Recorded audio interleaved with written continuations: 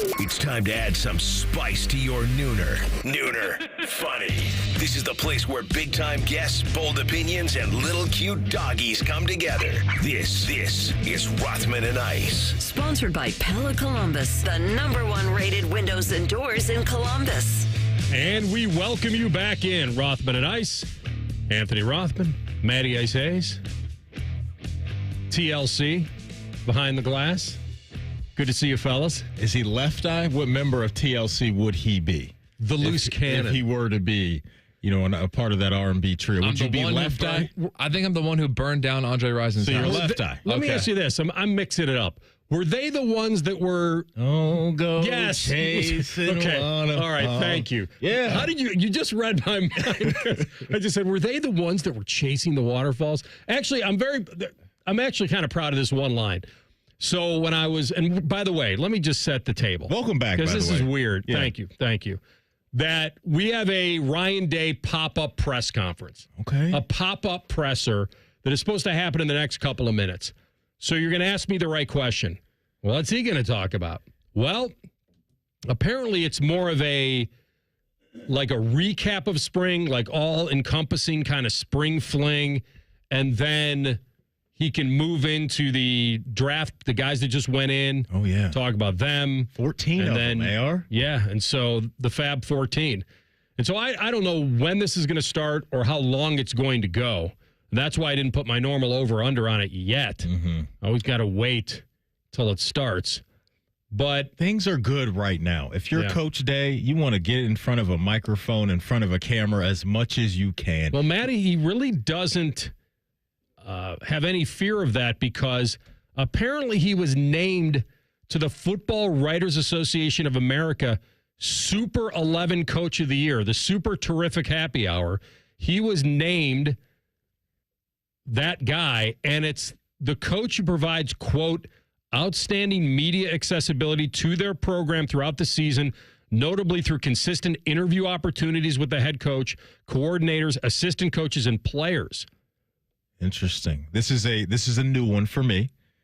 They've been handing this out for the last 6-7 years. I've never have they well, really? If our guy had, if I guess Tom Allen won it during COVID. I really don't know. Never heard of this. I have not either. And to the loose cannons, I mean, this is bad for him because now he may have to call him coach. Oh yeah, yeah, and not just Ryan. If he's the Super 11, you may have to add Super 11 to the coach part of that. It's no more Ryan Day anymore. Super 11, and here he is. This is Ohio State head coach Ryan Day's weekly press conference. The Fan, Ohio sports destination. Very excited about adding Bo. Had an opportunity to spend time with he and his family on their visit. You guys have seen some of the film. We think that it's a great addition to the room. Somebody who has experience, has some real size, and he's excited about being at Ohio State. Great parents.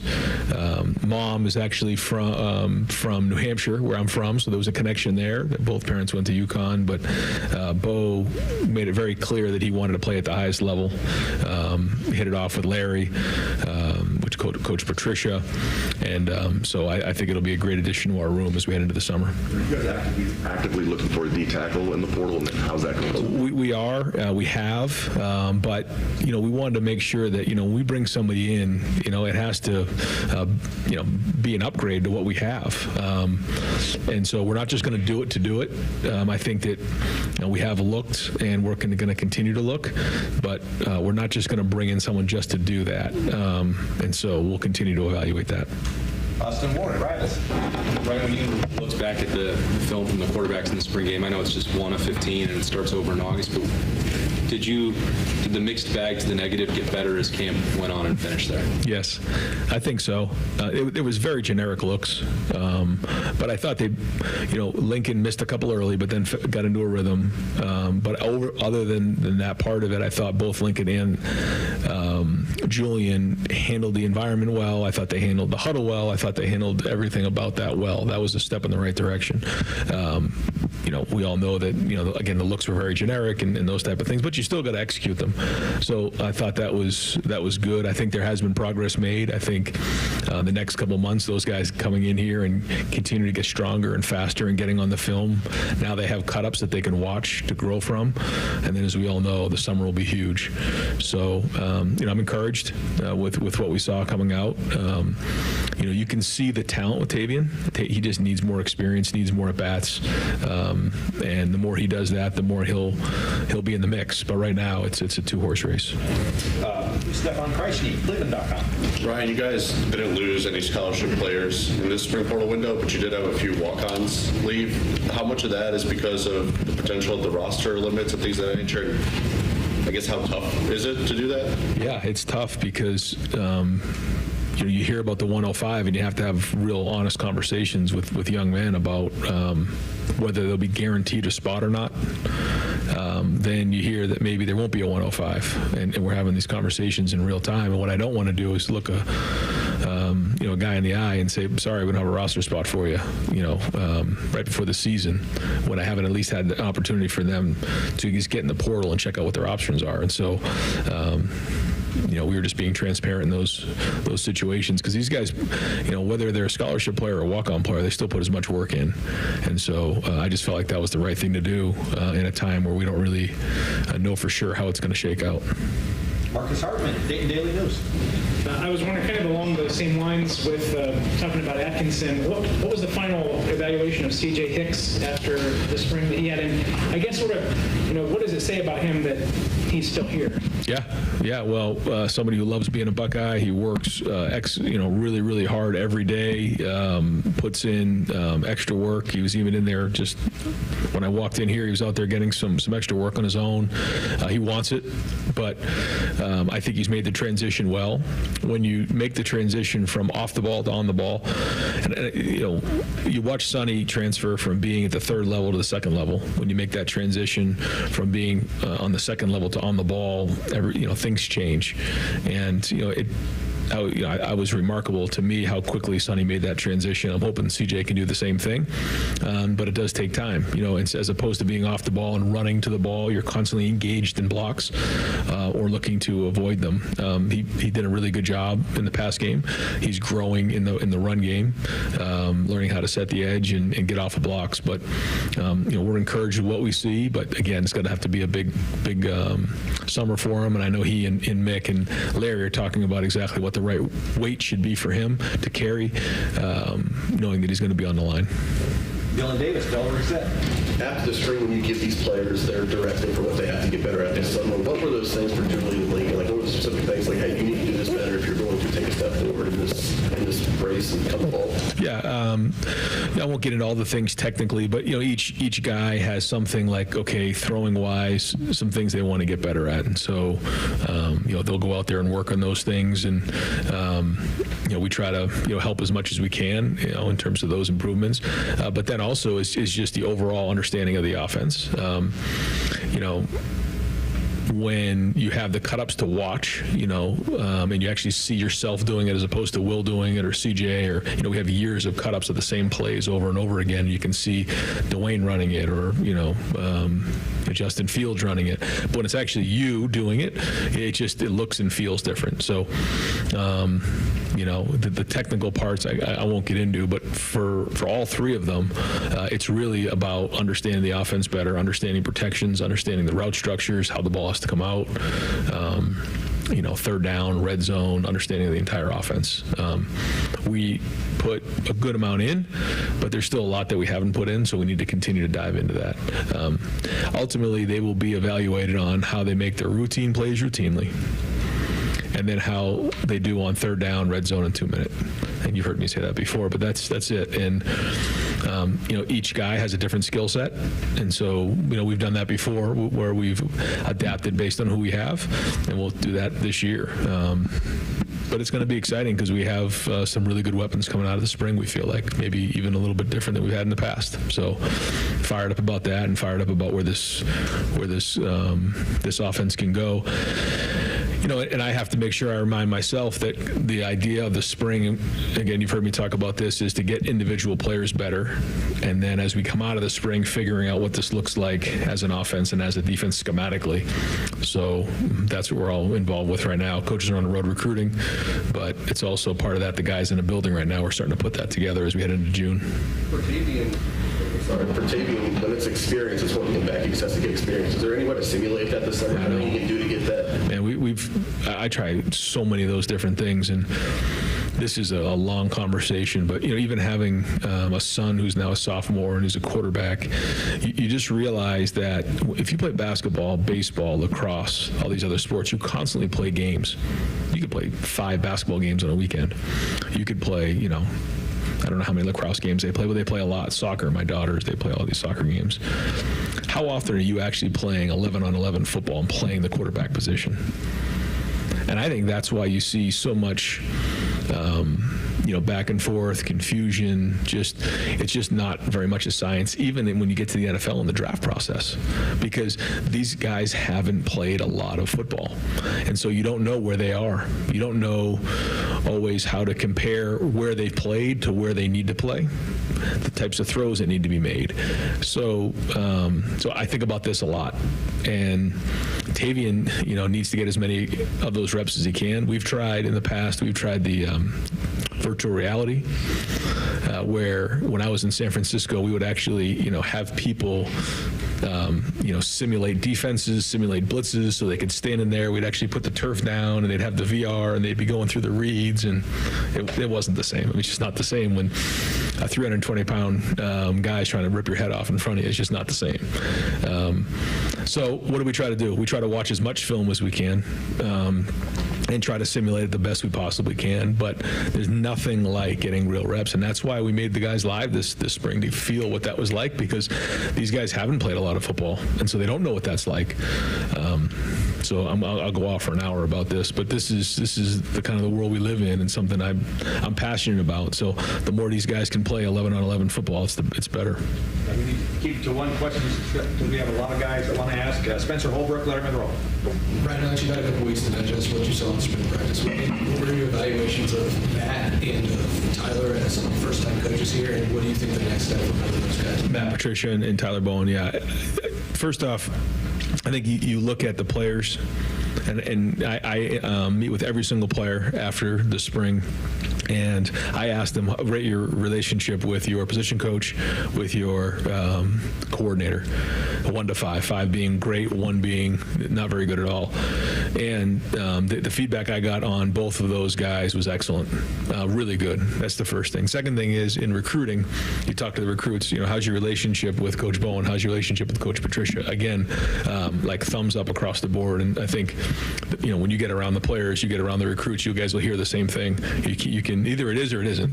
We've had coaches before where it hasn't been great, and I think we know that's been the case before. So that's the first thing you look for, is the relationships. Then how are you getting individual players better? I think that's been a plus. And then schematically, we'll see. We have, yet to be seen. If we have the right scheme in place. But I like their attitudes. I like where they are. I think they fit our culture really, really well in terms of how they coach. They understand it's important. They both coach in the NFL at a high level. So excited to see what the next couple months bring. Joe Nugent, WCMH. From a team perspective, what do you want to see, what do you need to see between now and the start of fall camp? Well, we have these different phases. Right now, I'd like to see these guys get out of here and get away from football for a little bit. Classes started for us during the Texas week. So if that gives you any idea of how much break they got. So we got right into winter workouts, right into spring practice. They did have a little bit of a break for spring break, but these guys need to get around their families a little bit and get away from football. But then once classes start up again, we got to go. We got to have a great summer. Everybody knows what they need to do this summer in terms of with Coach Mick in the weight room, in terms of getting better individually as players. And then, once August hits, it's got to be a great camp, as we know, because of our first opponent. So that's going to get ramped up real quick. So we need a great summer, and that's obviously a big part of that's in the weight room. You guys have heard me talk about guys being gold or being Iron Buckeyes. There's a reason why Jeremiah Smith was the first Iron Buckeye ever as a freshman. He saw what happened, right? So there's a correlation to the summer that they have and how they play on the field, and they know that. They bought in. I think that's really important. Our guys do understand how important what goes on in the summer, what goes on in the weight room, impacts on the field. So that part of it, and then Mick will do a good job of creating conflict and then figuring out who the leaders are. That'll be big, and then having that synergy within the team. Dave Holmes, WSYX. Yeah, I wanted to get your reaction to the tying mark with 14 guys drafted, the way that helps recruiting, and also, is there a guy that you just were kind of getting angry as the draft went on that you thought this guy's sliding way too far? Were you going to bat for one of your guys, so to say? Well, I don't think Seth, should have gone undrafted, but I think the Achilles and maybe just being center only is why that happened, but I'm pleased with the location that everybody ended up with.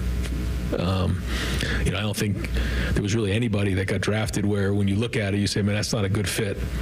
And that's when I stood up in front of the personnel for our pro day. That was our goal. It isn't like so much, getting them, drafted early or whatever. They have to decide the value, but make sure there's the right fit, because we always say it's easy to get in the NFL. It's hard to stay in the NFL. So we need these guys to now stay in the NFL. The easy part's over. The hard part is now going to work, adhering themselves into the program, and then bringing value every single day. So we've got unbelievable feedback from so many NFL personnel about our guys, and it was clear that these teams appreciated and valued how unselfish they were, how much they praised their teammates, their football IQ, how much they loved Ohio State football, the program, the run that they went on, and just their overall character. And again, just got so much great feedback about that, and you can see how much the teams valued that. Adam King, WBNS. This is the first spring where you've had the expanded playoff, so you were trying to balance that out. Looking back, is there anything you would do differently? How do you guys think you handled the reps and dealing with the fact that these guys got done playing on January 20th? No, the only thing that happened in the leading up to the national championship game was, we had a really good rhythm going, and we would practice in pads on that Tuesday and Wednesday of the game week. But our D-line, Tyleek and those guys, they were banged up. It was late in the season, and so we did not do that on one of those days for a reason, because we wanted to be healthy and fresh going in on Saturday. But when you're into such that rhythm, sometimes when you get to Saturday, it takes a little while to get your feet underneath you. And I felt like that hurt us a little bit in that first drive. But then again, you look back, you need those guys to be fresh late in the season. We're talking about week 16. And other than that, I thought we hit the sweet spot. I thought our guys were playing fast. I thought the way that we handled the season, the preseason, allowed us. You look at the way the running backs played late in the season. They were playing fast, and so we have a lot to learn from, a lot of information now to go back on, because it was the first time ever. So we'll at least have something to look back on. But I think a lot of it went the way we wanted to. Rob Baller, Columbus Dispatch. Yeah, Ryan, setting X's and O's aside for a second, I think you said earlier you had something different or special in mind, maybe a book you were going to have guys read. I don't know if you had a chance to get that to them, and what are you trying to achieve with that kind of thing? Yeah, so they still don't know that yet, because it's going to be when they come back, so I won't say the name of the book yet, but the idea of the book is that guys who were not in leadership roles the year before need to now carry the water. So that's important, and I think it's different when you're actually in that role as a leader. And so we're going to try to use that as a reference point just to try to help them understand that when you're a leader, like, you have to take on the burden of being the leader. It's one thing to sit in the back and watch somebody else do it, because we lost a lot of leadership. Now we do have some guys who are stepping up in a big way, and they just need more opportunity. So that's going to be the summer project. Pat Murphy, 24/7 Sports. Brian, you mentioned earlier when talking about the quarterbacks that you guys have maybe different weapons this year. Could you elaborate on what you mean by different weapons? Well, I think it starts probably at tight end, where we have more options there probably than we've ever had since I've been here. So that's exciting. We have some different styles of wide receivers. And, we're building some depth at running back as well. So that part is fun. And James really did have a good spring. It's hard to tell when you're in the spring on running backs when we're not really tackling as much to the ground, what that looks like. But I thought, we didn't tackle as much James to the ground, but we did with CJ Donaldson. I thought he got better as the spring went on. And I thought Bo Jackson showed a lot for a freshman as well. So that was all good. Sam Williams-Dixon's fighting. He's had some good practices. I thought he got better. And then we'll have Isaiah getting healthy, and then Turbo coming in. So more depth in that room as well. You're talking about 5 guys there when we haven't always had 5 guys in the running back position. You guys remember sometimes we had like 2 or 3. So I think Locke's done a nice job of building depth. We have depth in the tight end room, and then we have some different styles of guys in the wide receiver position. So again, where does that go? We'll see, but some good players to work with. Andy Anders, 11 Warriors. Yeah, just wanted to get, coming off the spring game, having a chance to evaluate the film, your feeling on where the offensive line stands and specifically the right tackle competition. I thought our guys appreciated the way that we have Tyler, Marcus, and Charlie all working together with the O-line, and I think it's important when you have 3 guys with 3 different backgrounds come together. They have to have one voice if they're going to work like that together. Again, in the post-spring meetings, asking all the offensive linemen what they thought, and it was unanimous, like excellent. They loved it. So that was great. So I feel like they got better this spring. I feel like they're getting coached well. They made improvements across the board. The idea of playing a primary position and then a secondary position has been really good. I thought Austin did a nice job moving around. I think he really took a big step for us. And so, I don't think we're in a position to really get into like who's starting and who isn't. But he really, and at what positions. Austin Sayrell is going to be a starter for us. He's an excellent player and really had a good spring for us. And we can talk about them as we get closer to preseason. But at right tackle, Phil Daniels, I thought got better from practice 1 all the way to the end. And that's an example of somebody who's, playing against Kenyatta Jackson and Caden Curry and CJ Hicks every day in practice. He just continually got better, especially in his pass protection. So big summer for him as well. But I thought Tegra, Carson, Luke, Ethan got better. I mean, Josh Padilla got better.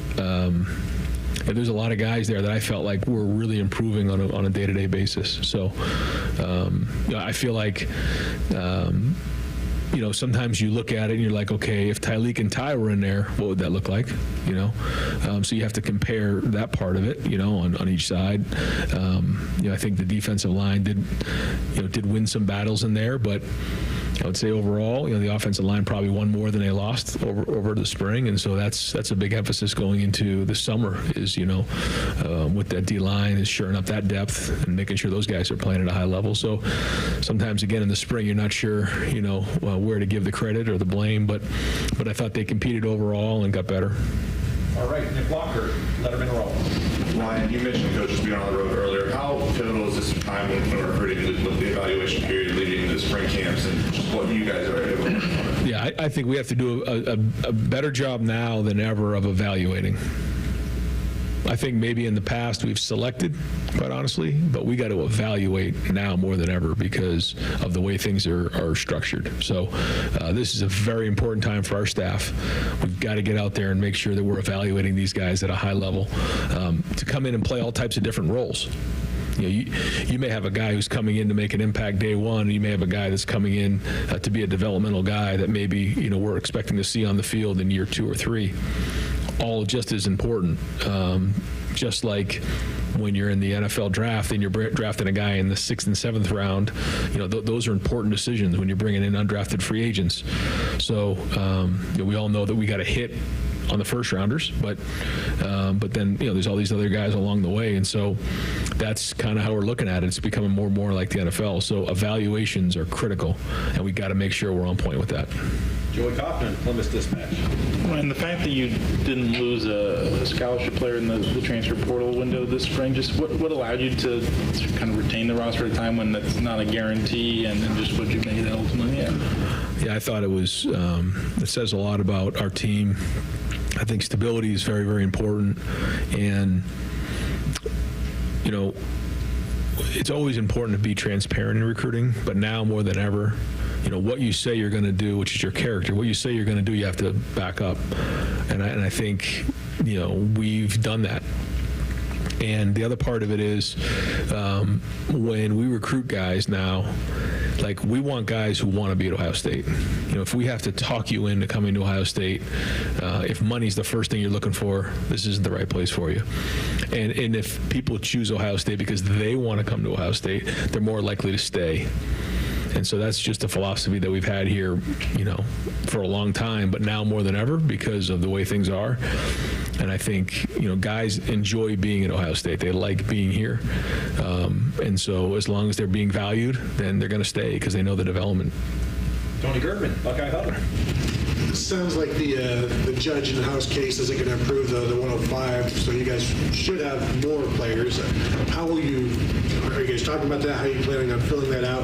And what kind of scholarship number are you looking at right now? Is that coming from Ross? How do you put that together? Yep. Yeah. So we're looking at increasing it to 90. That's what the conversations have been. And then like you said, it's difficult when you think it's going to be a 105, and now they're saying maybe it won't go to 105. But if it does, we better make sure we can pivot quickly. So we'll operate. If the 105 cap isn't put into play, we'll operate right around 120, 121 like we've been. So yeah, those are kind of the parameters that we're working with right now, knowing we might have to pivot quickly, which I know is tough for a lot of those guys who are on the fence. So that's kind of why we wanted to make sure we were transparent. Again, but this is kind of the way it is in college football right now. You got to be able to adapt quickly and move on the run. And the easy thing to do is throw up your hands and get frustrated, but we'll just adapt and try to communicate well and make sure we have everything we need. Dan Holt, 11 Warriors. You were asked about Bo, you were asked about CJ. Obviously, you also have Kenyatta and Caden coming back, and you added Logan George. How do you feel like all 5 of those guys can kind of coexist in that edge rotation? Yeah, I think we've always done that, and we've always rolled guys. I even think when I first got here in like 17, we had all those guys, Taekwon. I mean, it was just, Bosa, we still roll those guys, and the more we can do that, especially with the length of the season, we're going to need to do that. I'm sure, Larry wants to be able to do that. So that'll be important. And I also think, there are different, skill sets of those guys that we can try to be creative. And that's one of the reasons why Matt's here, is to, find out what they do best and then get them on the field and do that. And I think that's exciting as we head into the summer to figure out what that looks like. Just like on offense, you try to put the guys in the right position to be successful. It's our job to do that now because numbers wise, when you look at the guys on the defensive line, I think we're now at like 18. So that's a big number. So we got plenty of guys to work with. So now we got to figure out what they can do well, and that's coaching. Stephen Means, Cleveland.com. You've had years where you started with a non-power 4 opponent. You're talking about how the Texas came in. You've also had years where you started with a top 5 opponent. Does that at all change, I guess, the sense of urgency of how quickly you guys want to get things done when you're not starting with a let's see what we find out game? You're starting with essentially a playoff game in August. Yeah, I don't think there's any question. Yeah. I had a chance when I took my son down to Clemson, and I spent all the time with Dabo last year. They were opening up with Georgia, and they were just talking about how different that preparation is. That preparation for that game starts in June, and then it goes into July, and then August you're cracking pads because you got to be ready to go in that first game. That's just how it goes. So it does certainly start the preparation earlier.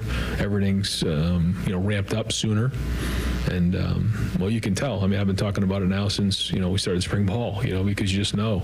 So, especially when you have some new guys, new faces, they got to be ready. And it's the job for the coaches and the leaders to make sure that urgency is in place. Does it make you want to pick a starting quarterback quicker?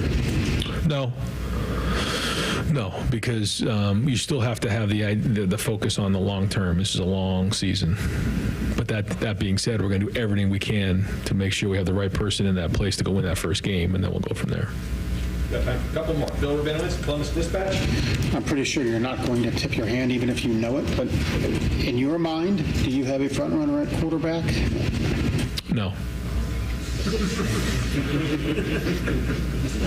It's completely 50-50. Is this the first time that you had this situation? Because you had Kyle and Devin a couple years ago, and they kind of went back and forth. Yeah, that's probably the closest one. Yeah, we'll kind of see. I felt like Lincoln going into the spring game was a little bit ahead of Julian, and then I thought if you just watched the game, Julian probably performed a little bit better than Lincoln during the spring game. And here we are, so gone back through, watched the spring practices, look at the grades, they're very similar. So we'll take it into the summer, and we'll let them play. The more you play, the more these things find a way to work themselves out. So who knows? Who knows how it's going to shake? My guess is they're going to need each other. We're going to need Tavian to come as well. He's got to be able to help. It's going to be a long season. And we're not talking about someone like Will, who's a fifth-year senior, who's 22, 23 years old, who's just been around. That was a long run he went on. So we need depth in that room. Final questions, Tim May. I'm going to guess War and Peace. Is that the book? You're going to have these guys? No, not War and Peace. Yeah. It's a long one. I'm sorry. I didn't mean to be funny. Or not funny.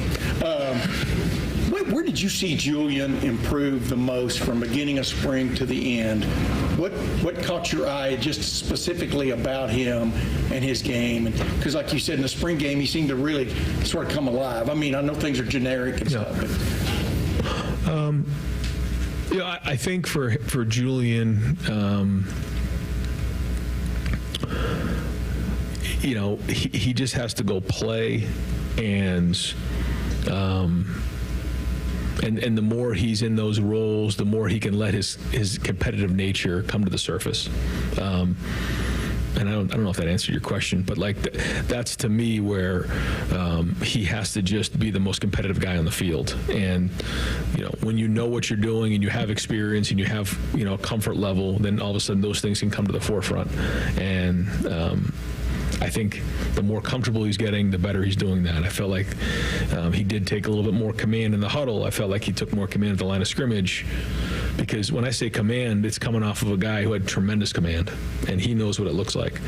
And so whether it's barking out the cadence or looking guys in the eye in the huddle, or after a play getting everybody back together, or whatever those on the sideline, whatever those things are, that's the leadership skills. We all see he's got a beautiful release and he can throw the football, but that's just part of the process. And so that's part of bringing along a quarterback, and that's the fun part. You don't want to say gamer, because that makes it maybe too simple, but some guys do rise to the occasion, right? I mean, that's your big juggling match, I would think, as much as anything. So I did this study when I was with the Eagles, when I was with Sam Bradford, and it's called the Roy Hobbs myth, which is really interesting because if you ever watch The Natural, the story of The Natural is that he hits this home run, breaks the lights, and he's running around the bases. But the true story of Roy Hobbs, if you read it, is nothing like that. And so I did a study on that because for quarterbacks, you're trying to get them to rise to the occasion. But the truth is that nobody really rises to the occasion. You really fall back on your training. When you look at Mr. October Reggie Jackson, he pretty much hit his career average during those moments. When you watch Jordan or LeBron, when they're in those moments, people who are clutch, they're pretty much just operating under their career average. They're not doing anything extraordinary in those moments. Now, there's the other side of it. Sometimes the moment can be too big, and you can do, quote unquote, you can choke, you can struggle. But if you can just sink to the level of your training and be at your career average during those moments, you're going to be better than the majority of them. And so I think that's what it comes down to when you're playing a quarterback. Whatever we see in practice, if we can see that in a game, good things are going to happen. If we start to see crazy play all of a sudden on the field that we haven't seen in practice, now there's something else going on. Is there anxiety? Is there whatever those things are? We have to get other people involved to figure out what those things might be. So again, a long answer, but that's it. We just want to see the same things we're seeing in practice on the field during the game, and it's our job as coaches to make practice really hard. And I think the quarterbacks would tell you, I try to make practice almost brutal for them. They miss a throw, and I'm just undressing them on the field, not personally, but I'm hard on them because I want them to feel it. And then when they get on the field, they feel like, okay, this is it, and I think that's the sign of a good coach. So, I don't know where we started with the conversation, but yeah, I think Julian is in the game. You saw what we see in practice, and that's a good sign. Yeah. Great. Coach, thanks, guys. Yep. You've been listening to Ohio State head coach Ryan Day's weekly press conference. The Fan, Ohio sports destination. All right, welcome back in. Nice little pop-up presser there with Coach Ryan Day, and that is why he is the Super 11 Coach of the Year. That last analogy was brilliant. And I feel that if we came out of spring, and I thought he tipped his hand a little bit, Maddie, that Lincoln was the leader going in to the spring game. We all felt that based on the Student Appreciation Day and all that. He said that Julian then may have taken the leap over him because of the spring game. So the natural follow-up is, which do you value more? To Coach Day. That would have been the follow-up day, was which do you value more? The one in front of 40,000 and on television versus what you have in a practice and a scrimmage, so to speak, where the eyes of the public aren't on them, because he does like to simulate pressure the best he can. I loved his analogies of, first of all, the Roy Hobbs one hits me right at home because obviously sports movie, big fan of The Natural, big fan of Robert Redford, and the fact that it's an aging player who didn't get his chance and has to rise up at the very end. The funny part of that, I would have said to Coach Day, was he using a torpedo bat, because the key to Roy Hobbs, outside of, quote, natural talent, which is The Natural, was the fact that he had Wonder Boy, that he had his bat, and that he was a bad ball hitter. And the key, and when he breaks Wonder Boy at the end, then he has to find a way to Joe-boo that thing and do it myself. And so I loved this press conference today. I thought it was, he was able to lean more into the recruiting part, which is, and I think this is what he probably would like to say, is that now that we've won the national title, we can really lean into all of our core principles. Not that we couldn't before, but it could slide a little bit where he says, we don't have to talk you in. We're not talking anybody into coming to Ohio State. He dropped the line, AR, if money is the first thing you're looking for, Ohio State ain't the place for you. So does he say that if they lay an egg against Tennessee? I think so, because as a coach, I just think you get those guys inside your locker room that are all about just the coin, then you got a problem in-house. And you just don't want those type of guys roaming the hallways over there at the Woody. So natty or not, couple games in the playoffs or not, I'm buying that. I'm buying that they really want to have that culture be as good as it can possibly be. And I think that's a smart way to go about it, because there's so many other good players out there. If you're going into a living room and his parents and that kid's talking about how much money are you giving me right out of the gate, you don't want to build your roster with those type of dudes. There's no question you don't want to. Sometimes you feel you have to if you're a certain timing of your coaching career. That's all there's no way to know this, and it's so much nicer to be able to go in there and be a man of integrity every day of your life, every recruiting visit, every single time, that we're not moving on this. We're not moving the goalposts. We're not sliding our integrity. You want to be at Ohio State, we'll develop you the best we can, and we'll send you to the pros. We have evidence of it. The only difference is that certain coaches, and I'm not talking about Ohio State, I'm just talking about specifically, about generally most other programs. Why do programs cheat? They either cheat because they feel they can justify it, or they cheat because they feel they have to. They need it. Yeah. And so what happens is when programs and coaches and assistants feel pressure to succeed in anything, they can justify moving their integrity around, massaging it a little bit, and then justifying it because what is the key? Getting the players.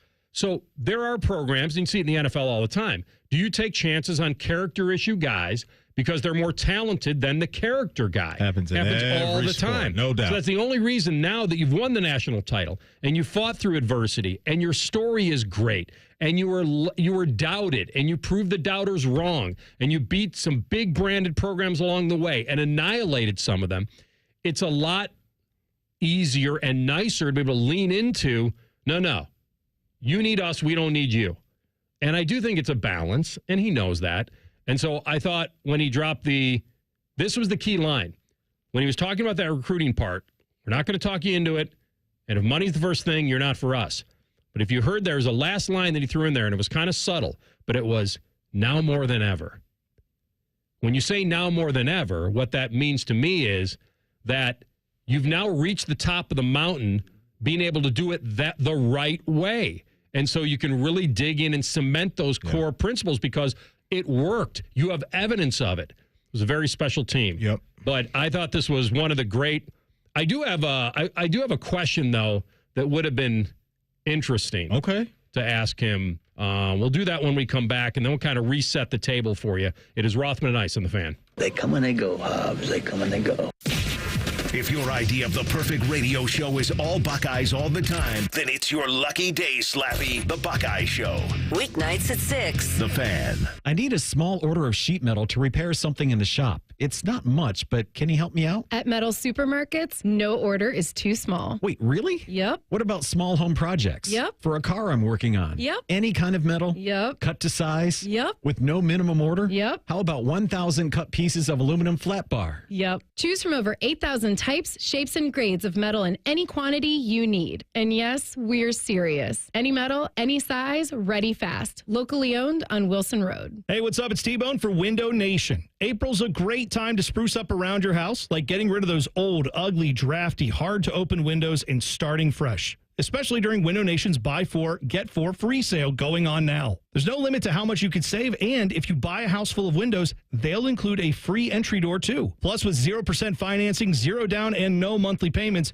you could get new windows and pay nothing until 2027. How do they do it? Well, Window Nation partners with the top window manufacturers in the nation to build windows to their high-quality specs. Then they pass the savings on to you. You'll protect your home with some of the best windows you can buy at a fraction of the price of those other brands. Just imagine what you could do with all that extra money. Hurry, the sale ends soon, so don't miss your chance to take advantage of the Buy 4, Get 4 free and pay nothing until 2027. Schedule your estimate right now at 866-90NATION or visit windownation.com. One more time, that's Buy 4, Get 4 free from Window Nation, 866-90NATION or windownation.com. Hello, it's John Kozik, founder and president of TurboTrack Realty, and I buy houses as is fast for cash. Call me today for an all-cash offer on any of your properties, and we can close within days at 614-470-2000, 614-470-2000. Do you own a property that's outdated and needs thousands of dollars in repairs? Great, I'll buy it. Give us a call today for an all-cash offer at 614-470-2000, 614-470-2000. Would it be convenient for you if you could simply take what you wanted and leave the rest behind? Great, I'll buy it. I buy vacant properties, inherited homes, divorce situations, death in the family, apartment buildings, rental portfolios. I even buy my tenant won't pay me the rent houses. Call TurboTrack Realty today for an all-cash offer and speak with one of our friendly staff members at 614-470-2000, 614-470-2000.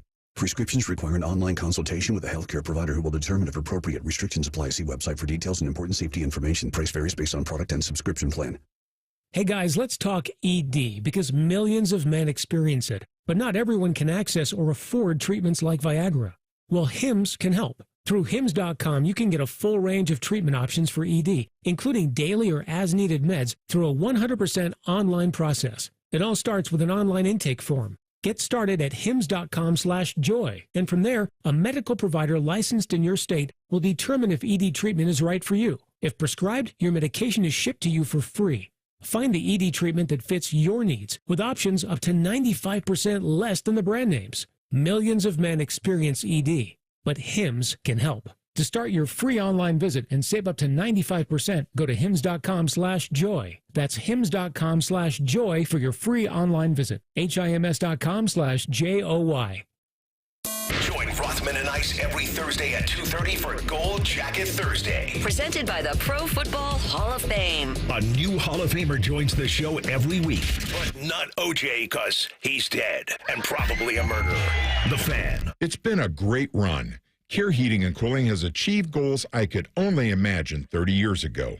But now it's time for the next generation to take over. This is Mike Weens, now the retired founder of Care Heating and Cooling with my sons, Dennis and Ryan. Dad, as Care grew over the years, you had many opportunities to sell Care to one of the big conglomerates that are buying companies all over Central Ohio. So tell our customers why you decided to keep Care in the family. After talking about Care's values for over 30 years, I couldn't bear the thought of Care becoming the kind of company I was warning our customers about.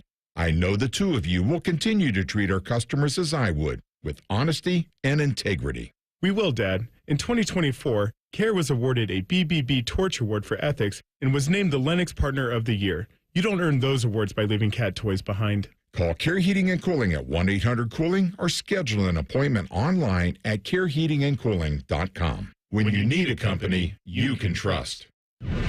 Fan weather. From the Logan AC and Heat Services Weather Center.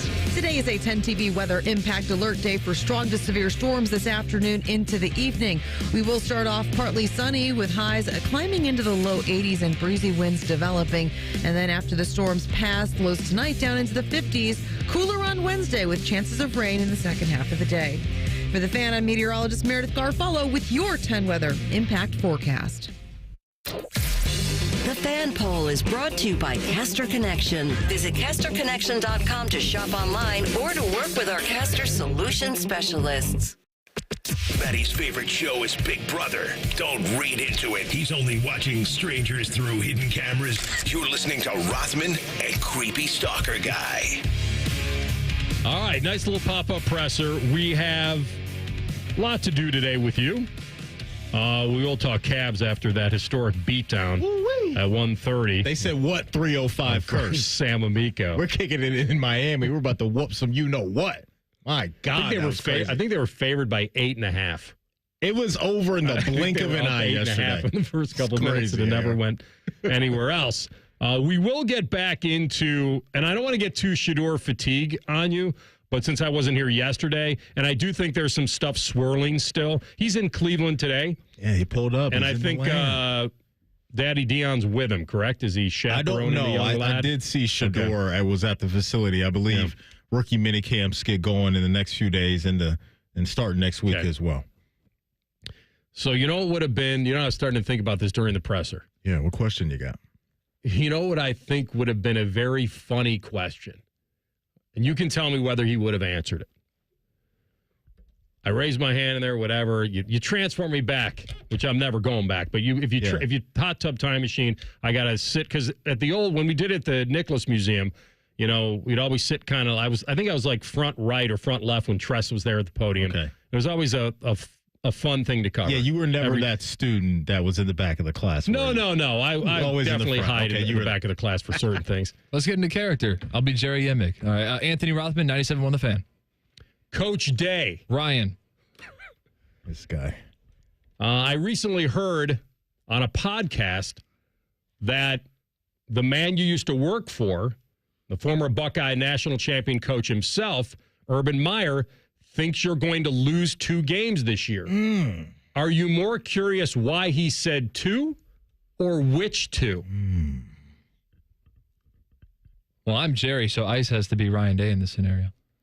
if he would have asked Coach Day, who's that? CRD that question. By the way, real fast. I don't think he would have gone into specifics on which two. I don't Do you even think he would have laughed, chuckled, gave me a little bit of a, that's funny. I'm going to have to talk with Urban about that. I don't think he would say that. I think you would get some type of chuckle from him. Do you think that the second part of it is kind of fun, which is, are you more curious why he's predicting you're going to lose to, or which two he ain't touching that. He ain't touching that. But in his mind, he may think, AR, dang, this is 2 years in a row. Urban comes out and said this is the best roster he's ever seen. The history of football. And now he's saying in April that we're losing 2 games. Now, he didn't say it that way. I said it that way. But Urban did say on his podcast. No, Urban said they're going to win 10, which he means didn't say they're going to lose 2. Okay. There's a difference. I just reworded. I reinterpreted it. We know what he meant. We know what he meant when he said that. We know what he meant when he said that. Tyvus was on the show yesterday filling in for you. He said there's 4 pop-up games. We talked about it as well. So I think everybody's kind of on that same page. When you look at the outlook of this team and how much talent that they lost, 14 guys got drafted, a few other guys signed on as undrafted guys. That learning curve's coming, and he talked about it with the quarterbacks. Mm-hmm. Like, these guys, they don't have real game action. They don't. Every day you go into the Woody, you know what you're getting from the defense for the most part. You're figuring your guys out. But that new look, right, that you're going to get from a defense week to week, they don't have that. The creating of that environment that they did for the spring game was so important. And we talked about it leading up to it. We get it. We understood why you wanted to have that moment from your quarterbacks and from the fans and from the other guys out there on the field, is because you're not getting that until week 1 when Archie Manning in town and then the Texas Longhorns come into town. So that stuff was very critical throughout the spring. And it still sounds like, to me, AR, if he had to pick a guy today, it still feels coin flippish to me, because he talked about both Lincoln and Julian and thought those guys handled the environment well, thought they handled the huddle well, but he also said those guys have things that they're going to continue to work on and want to work on. So I don't think it's stamped at the moment right now who the QB1 is. I don't think so. Bill Rabinowitz asked him. Yeah. In your mind, he said, I know you're going to tip your hand, but can you tell us in your mind you feel like you have a leader? He said, no front runner. Lincoln a little ahead going in the spring. Julian had a better spring game. So my conclusion is it a wash? Because it doesn't feel like a wash, because he may value the spring game more than the spring practice or spring generalities. He repeated the same thing he always has, and I think this is smart. Routine play routinely, red zone execution, 2-minute drill. Those are the tiebreakers. No matter what level of football you're playing at that position, those are the 3 biggest boxes you better be able to check. Moving the chains, putting points up on the board, and being efficient within those last 2 minutes of a half or a game. The other thing that would have been interesting to get his idea on, and maybe he did kind of dip his toe in the water on this one, does it matter whether or not you feel that, since we're in an expanded playoff, that it does give you an opportunity to possibly give the reins out of the gate against Texas to a guy that you would prefer to see develop versus the guy that might be ready to win more that night? Oh, I think he's going with the latter. I think a coach is always going to go with that guy that gives them the best chance to win and he feels safest with, right? Because I don't think you want to be playing that game on the fly. Well, no, not really on the fly. The only reason I ask it is if, let's say you believe that Sayan eventually will be the guy, but maybe a couple weeks before you feel like the reliability factor might be a little higher with Lincoln. Then you say, well, would I want Julian to have that experience that I can't simulate against Grambling or anybody else? I want him to have that Texas game because I think it'll do more for his growth, because I can afford. I'm not saying you ever want to lose. Of course not. But I'm just wondering if there's a part that you're like, okay, I could probably be a little safer with Lincoln tonight, but I feel like if Julian's the guy, I've got to start him in this game because I need that experience. I'd love to hear him answer that question. He said today that they still have a lot that they haven't even put in yet. Because it's as far as install goes. Yeah. As far as, so we're a long ways away from that decision coming into play. And we're also a long way away from this offense really rounding in to form. And that's fine. But those guys got to put in the work this offseason, off the grid, late night, early mornings, like all that stuff. Like, it's time for those guys to take over because this is a great opportunity for both of them. But this offense and I think this defense may have a little bit of a sluggish start this year because of how much newness is going on. And especially at that position, it's so critical for those guys to get that in-game action. So we're talking 3-4 weeks into the season, we may not see the best of Lincoln or Julian just because they're going to have that body shock happen. And it's going to be a crazy, crazy amount of pressure on either one of those guys, whoever the guy is, right away, just because the eyes of the college football world will be on the shoe and those two programs come week one, that being Texas and Ohio State. All right, first hour in the books. We'll come back top of the hour. And, I mean, it's being reported that Shedeur was on basically a no draft list. One former MVP says yes. You'll hear those details next. Rothman and Ice on the Fan. Wake up with the Fan. Eat lunch with the Fan. Go to bed with the Fan. Dream about the Fan. Then change your sheets. Gross. Ew, you guys are gross, but stick around in case I don't find anyone else. The Fan. Fans are us. When dreams sunk in, fans are us. Right now, get $1,500 off a shower or tub replacement or $3,000 off a full bathroom remodel plus low to no monthly payments. Call 380-225-BATH to schedule your free estimate or go to bathsareus.com. 380-225-BATH. Fans are us. When dreams sunk in, fans are us.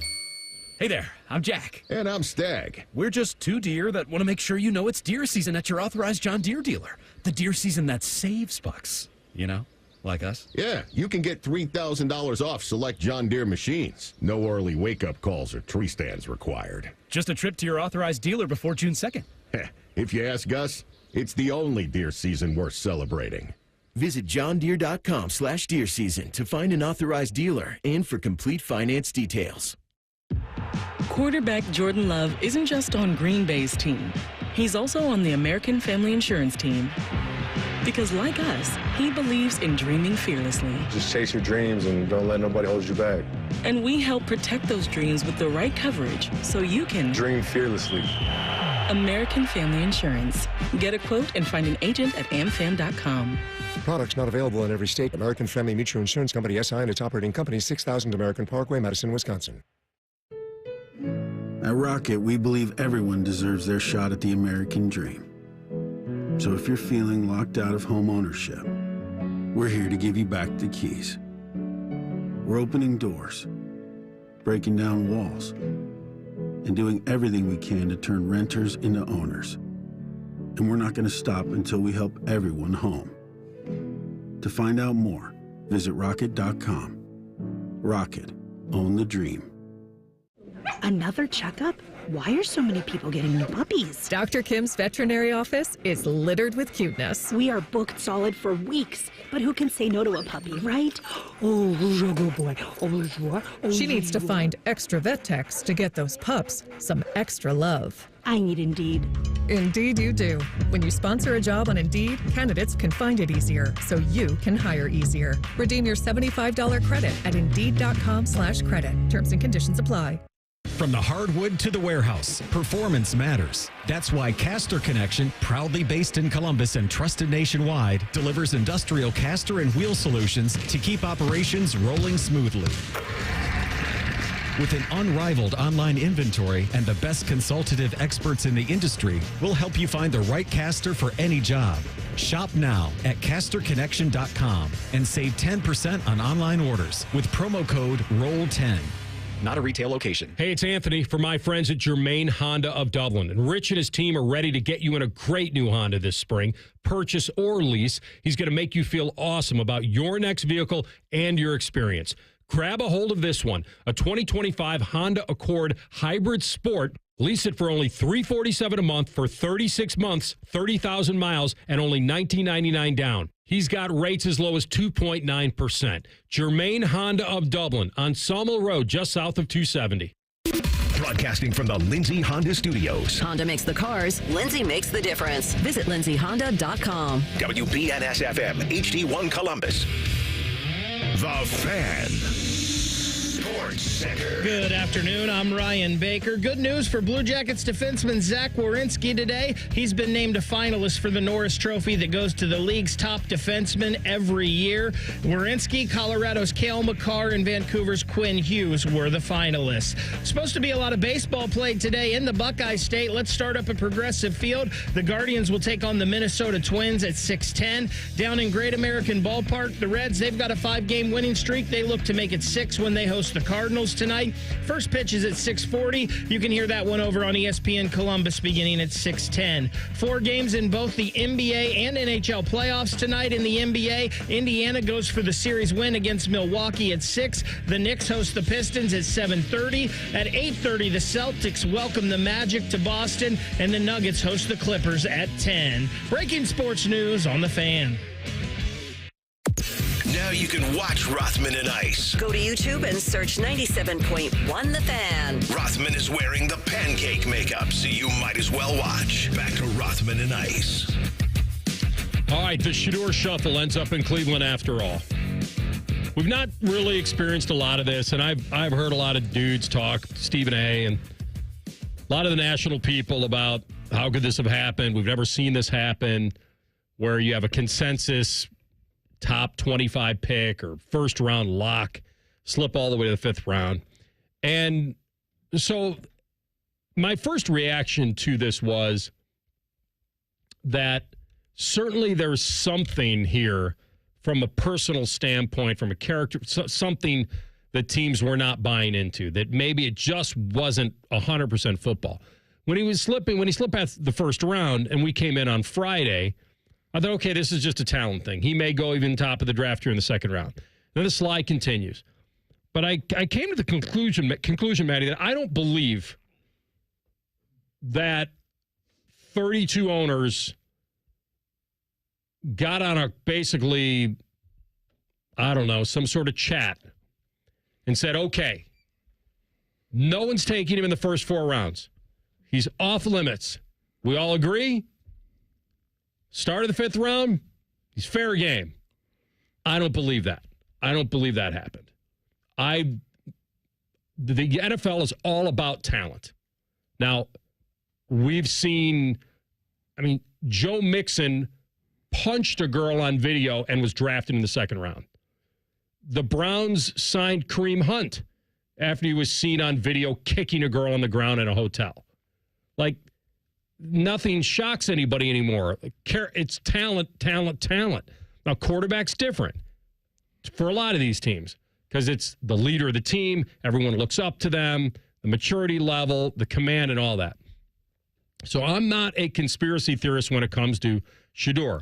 I am giving a little room for what in the world happened, because if you were ranked by a lot of people as at least a top 3 quarterback, to go where he went seems a little more than football, but he's going to have a chance now to prove that it wasn't. But before we play the soundbite from Boomer Esiason, what was your take on how much percentage was it that the league just said they don't believe he's a franchise quarterback versus we don't want everything that comes with him? For me, I'm probably leaning more towards the latter. That the stuff, whatever that stuff is. The legendary stuff? Whatever, right? The legendary stuff.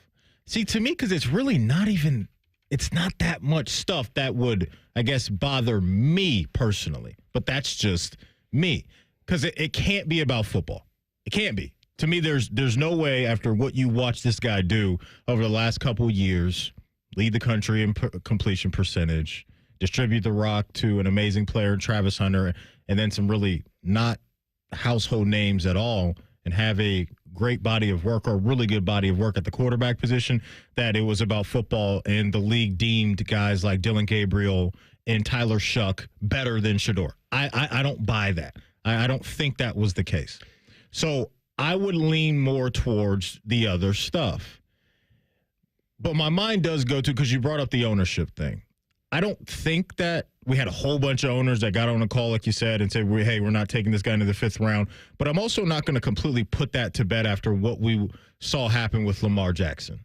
not at the draft, but the whole franchise tag thing, where we had owner after owner after owner immediately come out and say, we're not interested in Lamar, and a few of those teams absolutely needed a quarterback. So collusion does happen around the league, in my opinion. It does. I just don't know to what degree. And so with Shedeur, I don't think he helped himself. That's what I think this came down to throughout the process, because now you've got people coming out talking about how we got to this point with him being drafted in the 5th round by the Browns, and how he would go into meetings and, I guess, be overconfident, cocky, not give full attention to teams, whatever it may be. I also don't think his pops helped either, because his dad was coming out and talking about, hey, this team, that team, he's going in the top 3, all of that stuff. Like, those things to me, I don't think put you in a position to have a team look at you as a positive addition to their team. At the end of the day, though, I think it should come back to what matters most, and that's what dudes do on the field. This isn't a quarterback that came into the draft with injury issues. This isn't a quarterback that came into the draft with legal issues at all. And so if it's not those two things, I didn't see a guy that played on Saturdays, to me, that was a 5th round pick. I thought he was much, much better than that. And so now we're just all going to be left in this gray area as to why the slide happens. I don't know if we'll ever get the definitive answer, AR, as to how we got to that point, but something ain't right about the situation. And it's more than football, and I just can't put my finger on exactly what it is. There's no way you and I would know what he was like in those interviews. And I have no idea whether the narrative around it was exaggerated after those interviews, that he kind of sandbagged him and that he didn't really have a good attitude in him, or didn't really think he needed to do them, or came off entitled. You know who my dad is? Well, the context of that is about dealing with the pressure of being his dad. I agree with you. I think his dad set him up for a potential slip, not this far, but I do think he set him up for it. I think that my son's basically a top 5 lock. I'm retiring his number at Colorado. Let me ask you this, AR. Should that matter? If you're a team that needs a quarterback, that's what I'm saying. Why are you in the meeting room concerned about what Dion said? That, to me, shouldn't matter. No, you're not concerned about maybe what his dad said unless the son is echoing it. If the son is, if he's in those interviews echoing things like that. That we don't know. But yeah. I also told you guys last week, everything's flip-flopped. I don't. There are guys. Will Howard said he was the best quarterback in the draft. Is that arrogance or confidence? I think it's confident. Right. I look at it as confidence because I don't mind it. Years ago it was, I don't care what team drafts me. I'll do whatever I can to help the team. I hope to go in there compete. This is my dream to play in the NFL. And let me say this, AR. I still think that happens more times than not. I do. I think what you just said is what you get from the majority of guys. What makes it loud is when you have the individuals that are attached to a Hall of Fame dad or a quarterback that's coming off of a national championship season attached to in a program like Ohio State, to where that creates a headline. But I think 85 to 90% of the time, we get athletes and coaches giving answers like you got, you just get. When did the NFL start caring about cockiness? When it's a backup quarterback. And it may be. I think that's the split. It might be. But where I'm trying to get to is not that he slipped to the second round. Mm-mm. There have been great quarterbacks who have been drafted in the second round. There have been guys that were passed up, the Tom Brady's, the Joe Montanas. Those guys weren't hyped like he was hyped. So either all these analysts got him wrong, or when he started sliding, they started feeding into there must be something wrong, or it's what Maddie was intimating, which is that there is some level, next level entitlement, either from Dion or Shedeur, that turned teams off completely. I don't know, because I can't imagine for the life of me that Dion would be that hated amongst the owners that this is it doesn't compute for me. No, it doesn't. It's, and I'm not saying he deserved to be a lock first rounder. I'm not an evaluator of quarterbacks. What I'm saying is there were enough people that did evaluate him that said there's probably no way he should go outside. That have done it for years. Mel Kiper had him ranked as his number one quarterback on the board. Number one. Other guys had him. I saw at the lowest they are 5th in this class. The lowest. And Mel's missed on dudes. He's not a scout necessarily. But he's identified talent for decades, right? Mm-hmm. And so for him to look at the film and say, this guy is my number one quarterback on the board, and for other NFL teams and scouts to see something completely opposite is just odd to me. It's so odd. And again, that's just one guy's opinion, but he wasn't alone on thinking highly of Shedeur. A lot of what we saw and talked about was the basement for him is 2nd round, maybe 3rd round. And so when you have that as a consensus and those guys are talking to people within the NFL to get to that point, to make these mock drafts and go out with their opinions and what they're seeing on film and combining all of that in one, there just has to be other stuff going on. Yeah. I don't think there's much middle class for him, though. Either you think he's a franchise quarterback and you take him in round 1, or you don't, and then that's where the gap is. Yeah, but other guys that aren't being viewed as franchise quarterbacks were taken before him. That's the point. His teams don't want him as their backup. Right. By the way, you know which one of those teams is? The Browns. They took somebody else. So what you're saying, and we'll get to that. That's a whole nother thing. Well, there's a couple things there. And I don't know if the Browns were asked this at their press conference, but you know what they should have been asked. That you clearly weren't worried about somebody else taking Shedeur when you could have taken him where you took Gabriel. And then the other part is they obviously, in their eyes, feel that Gabriel is more valuable right now on paper than Shedeur is. Now, they can battle it out, and maybe, this is human-analytics now. It'll be who's better. But I'm kind of leaning your way, Cole, on that.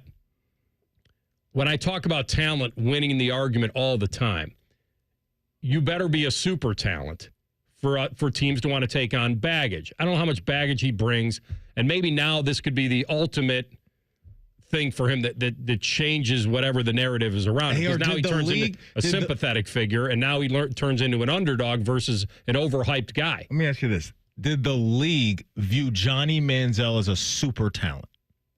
No. One team did.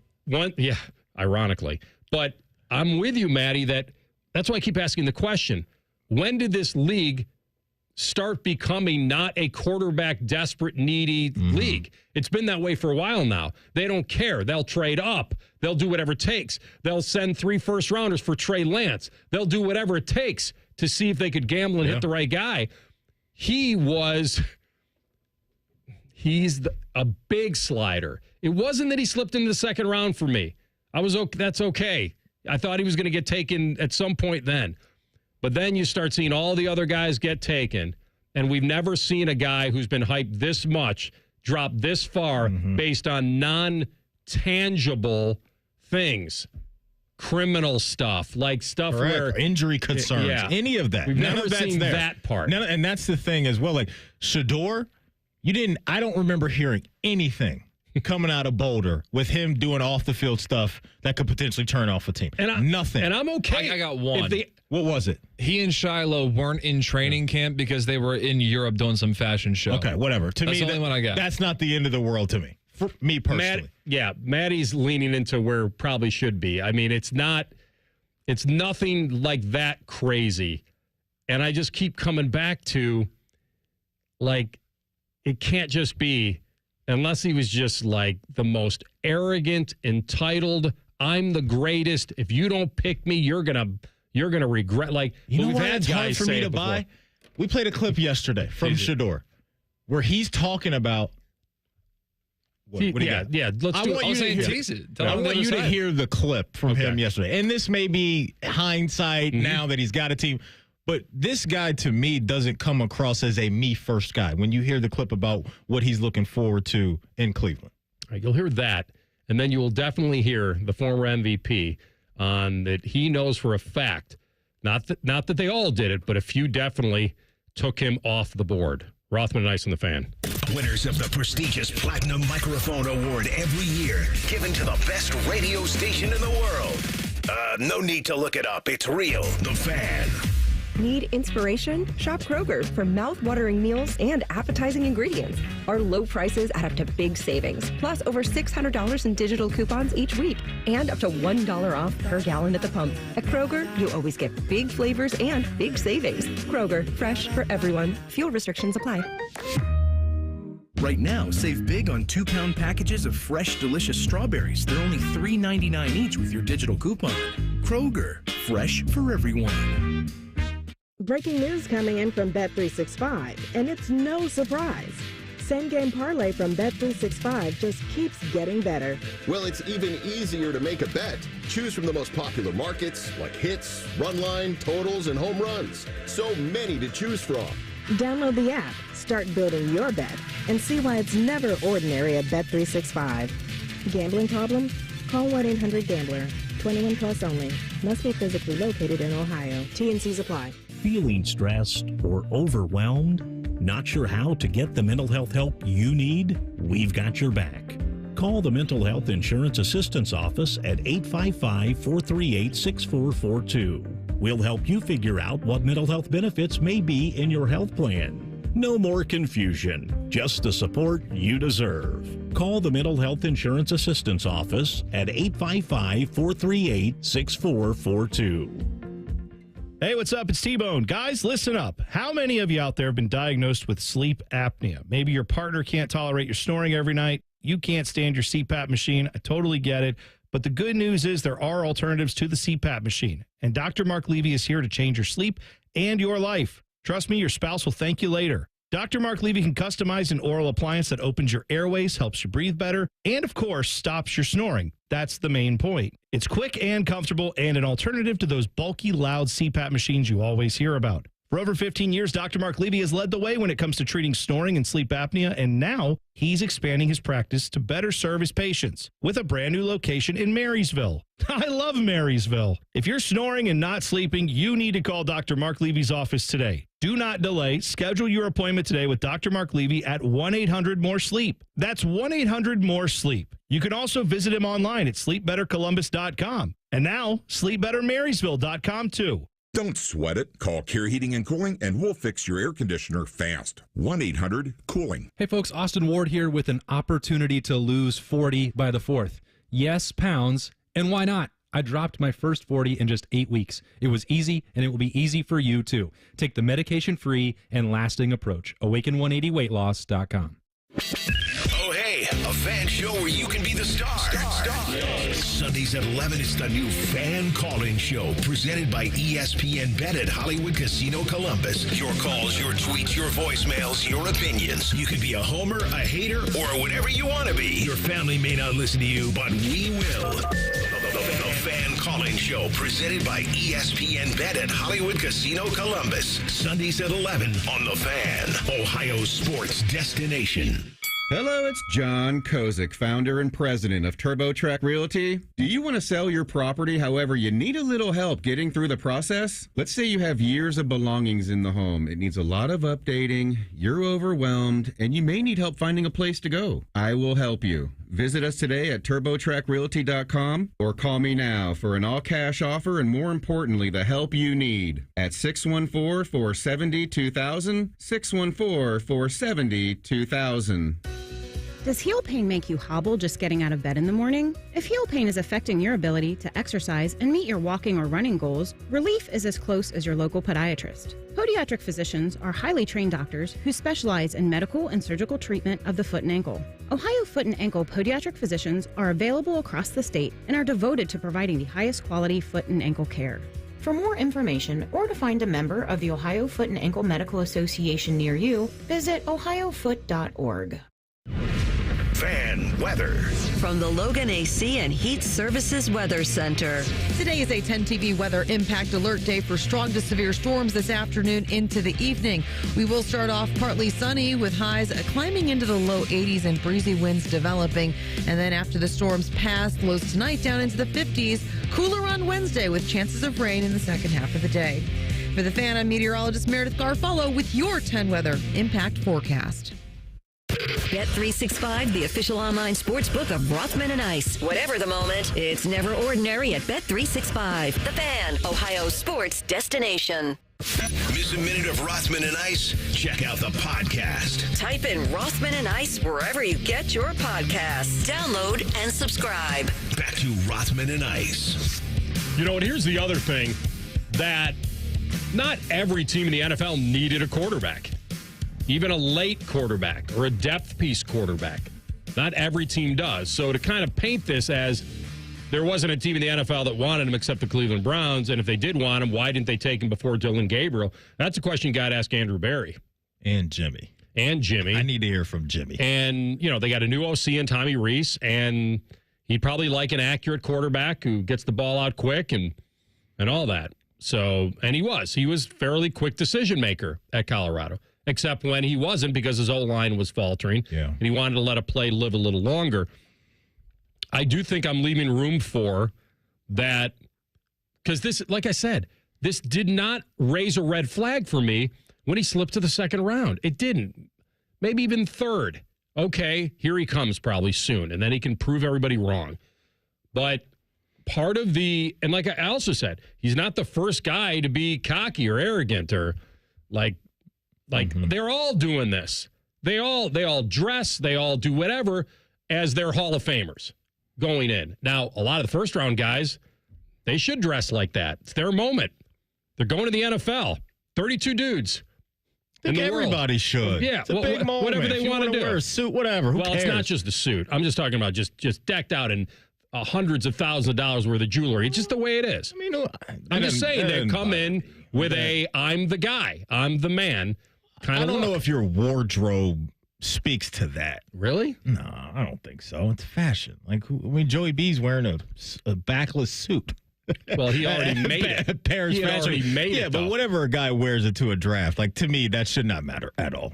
Well, I'm just saying it kind of goes to the I am the guy when you're wearing, you know, a $100,000 watch or something as a college kid. But okay, whatever. Your agent floated you cash, whatever. It's probably not here and there. They got NIL money. Well, that too. They got their own bag.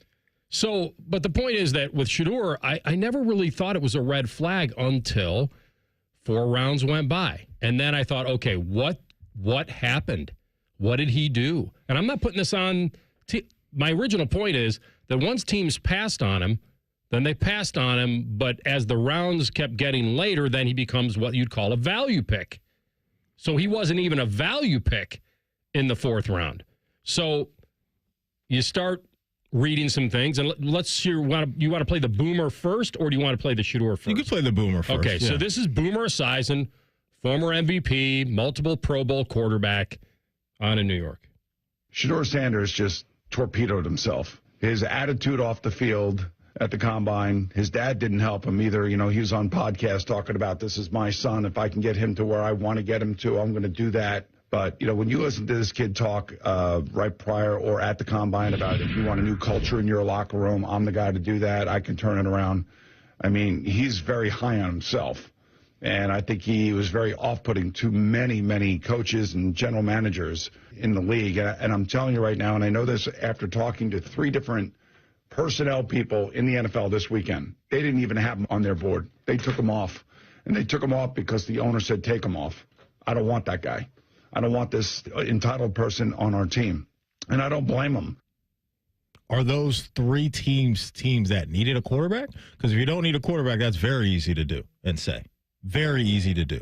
Yeah, I think that would have been a natural thing to ask him is, do you feel like those teams passed on him even though they desperately needed a talented quarterback or somebody at least to compete with what they have?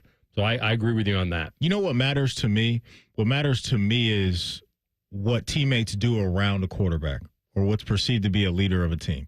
And everything that I've seen and read is that the dudes loved Shedeur out there in Colorado, and they wanted to play hard for him. That's the stuff that I put a lot of value in. If a guy has a horrible interview or if he's super arrogant or not giving, the correct amount of attention and respect to a GM or scout, that's not a great thing. I'm not going to ignore that at all. I don't know if that actually happened. I don't know. Nobody's ever going to know except the people that are actually in the know.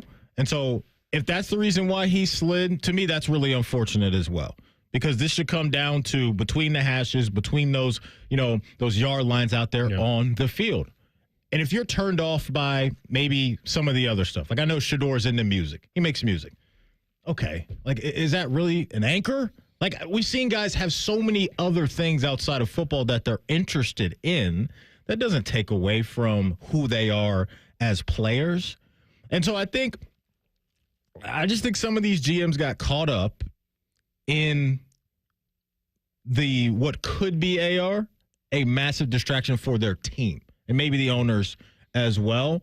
And I think that's unfortunate and may work out for the Browns, because I think they got an absolute dude that's now going to be so motivated, so hungry to correct this wrong. And I do think he's talented enough to stick in the league and be a starting quarterback in the NFL. He might have been one of those guys that, regardless of where he got drafted, even if he got drafted in the first round, would have had a chip on his shoulder anyway to prove, because of who he is. And he had to live up to that name and his dad's Hall of Fame career.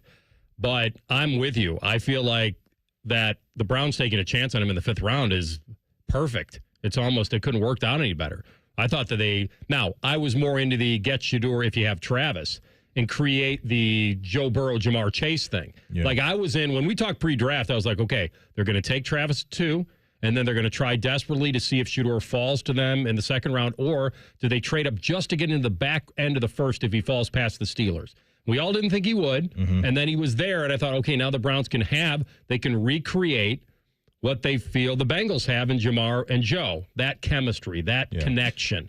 And it didn't happen.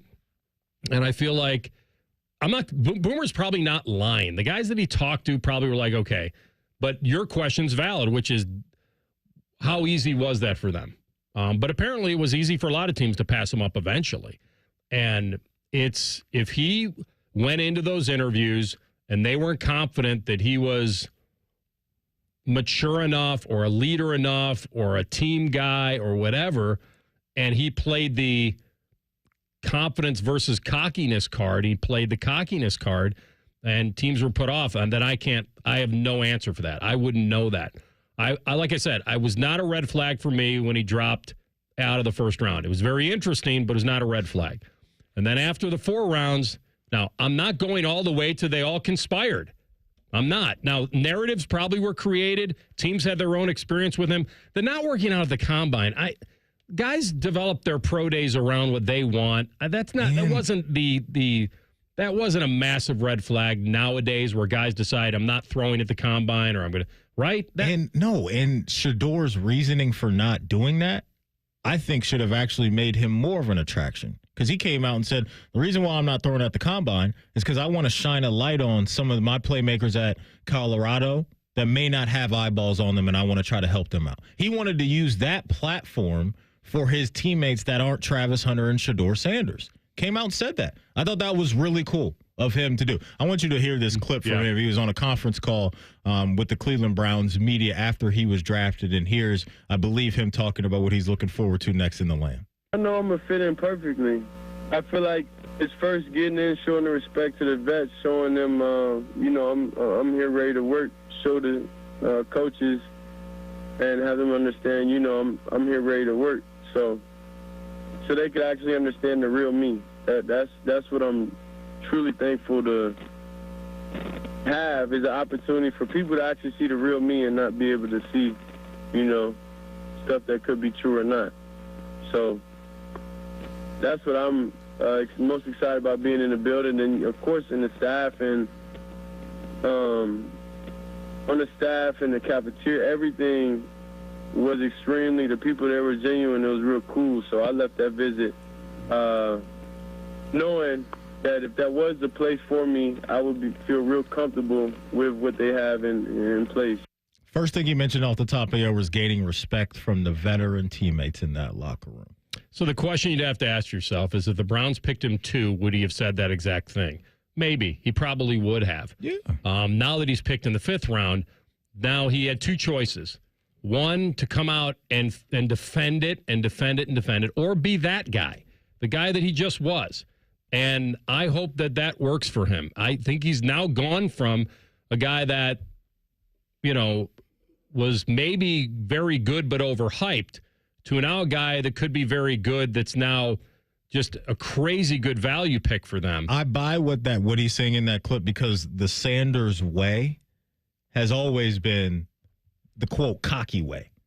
And so he could have easily gone back down. They messed up. Y'all done messed up now. You're going to learn That's what today. I'm saying. He could have easily done that. That's it. And he didn't. And that's why I'm buying what he's saying right there. Fellas, what you need to be buying is the good stuff that happens at the Columbus Men's Clinic. Some common frustrations I hear a lot.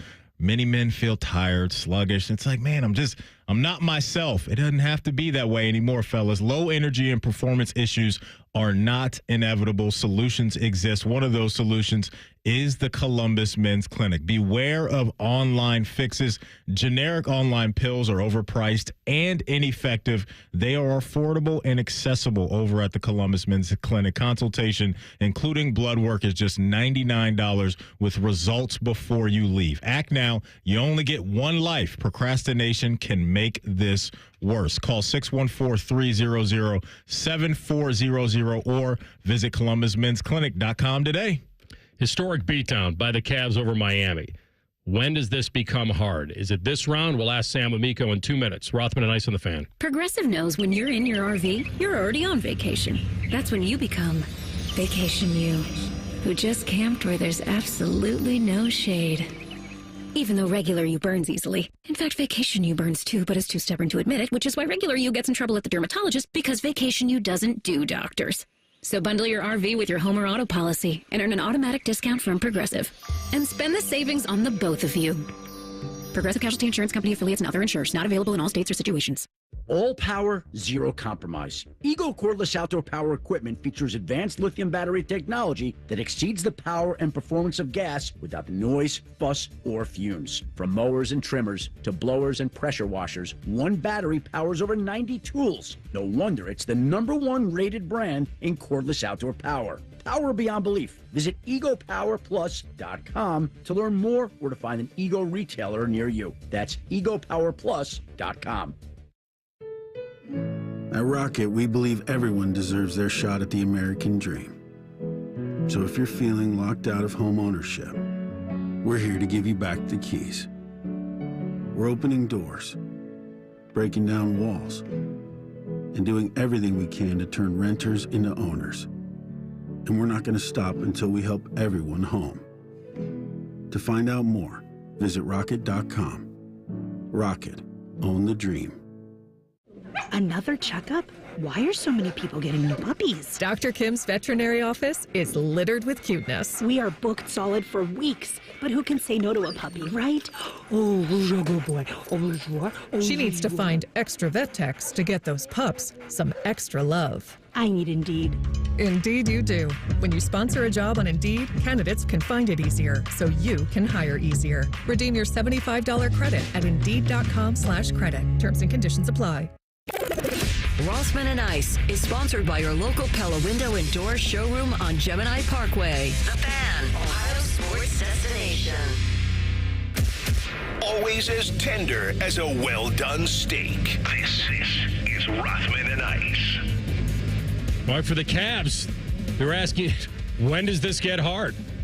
What a beatdown last night, historic beatdown. And our friend Sam Amico, who covers the Cavs in the NBA, jumps on with us now on the Bryant Heating and Cooling Systems Fan Guest Hotline. Sam, welcome back. How you been? I'm doing well, thanks. Thankful for the little break, at least as far as the Cavs are concerned. Yeah, I mean, listen, we knew they were deep. We knew they were motivated. They were great in the regular season. Where are you on, I guess if it's the Pacers, how much more difficult does this get for them?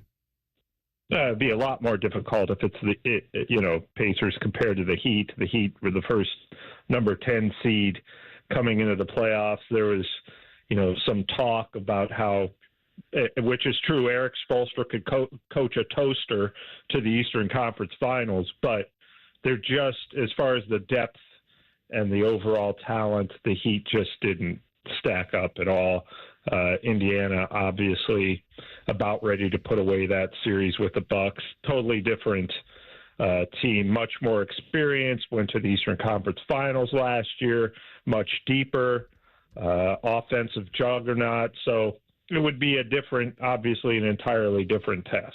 There's so many guys that we could highlight right now for the Cavs just because of the depth that they have and the ride that they've gone on. But I want to lock in on Jared Allen right now, what you saw from him in this first-round matchup against the Miami Heat. There's a lot of excitement about, Mobley and Allen getting to go after Bam Adebayo, and then Jared just really put things together. Sam, your thoughts on what you saw from the big man?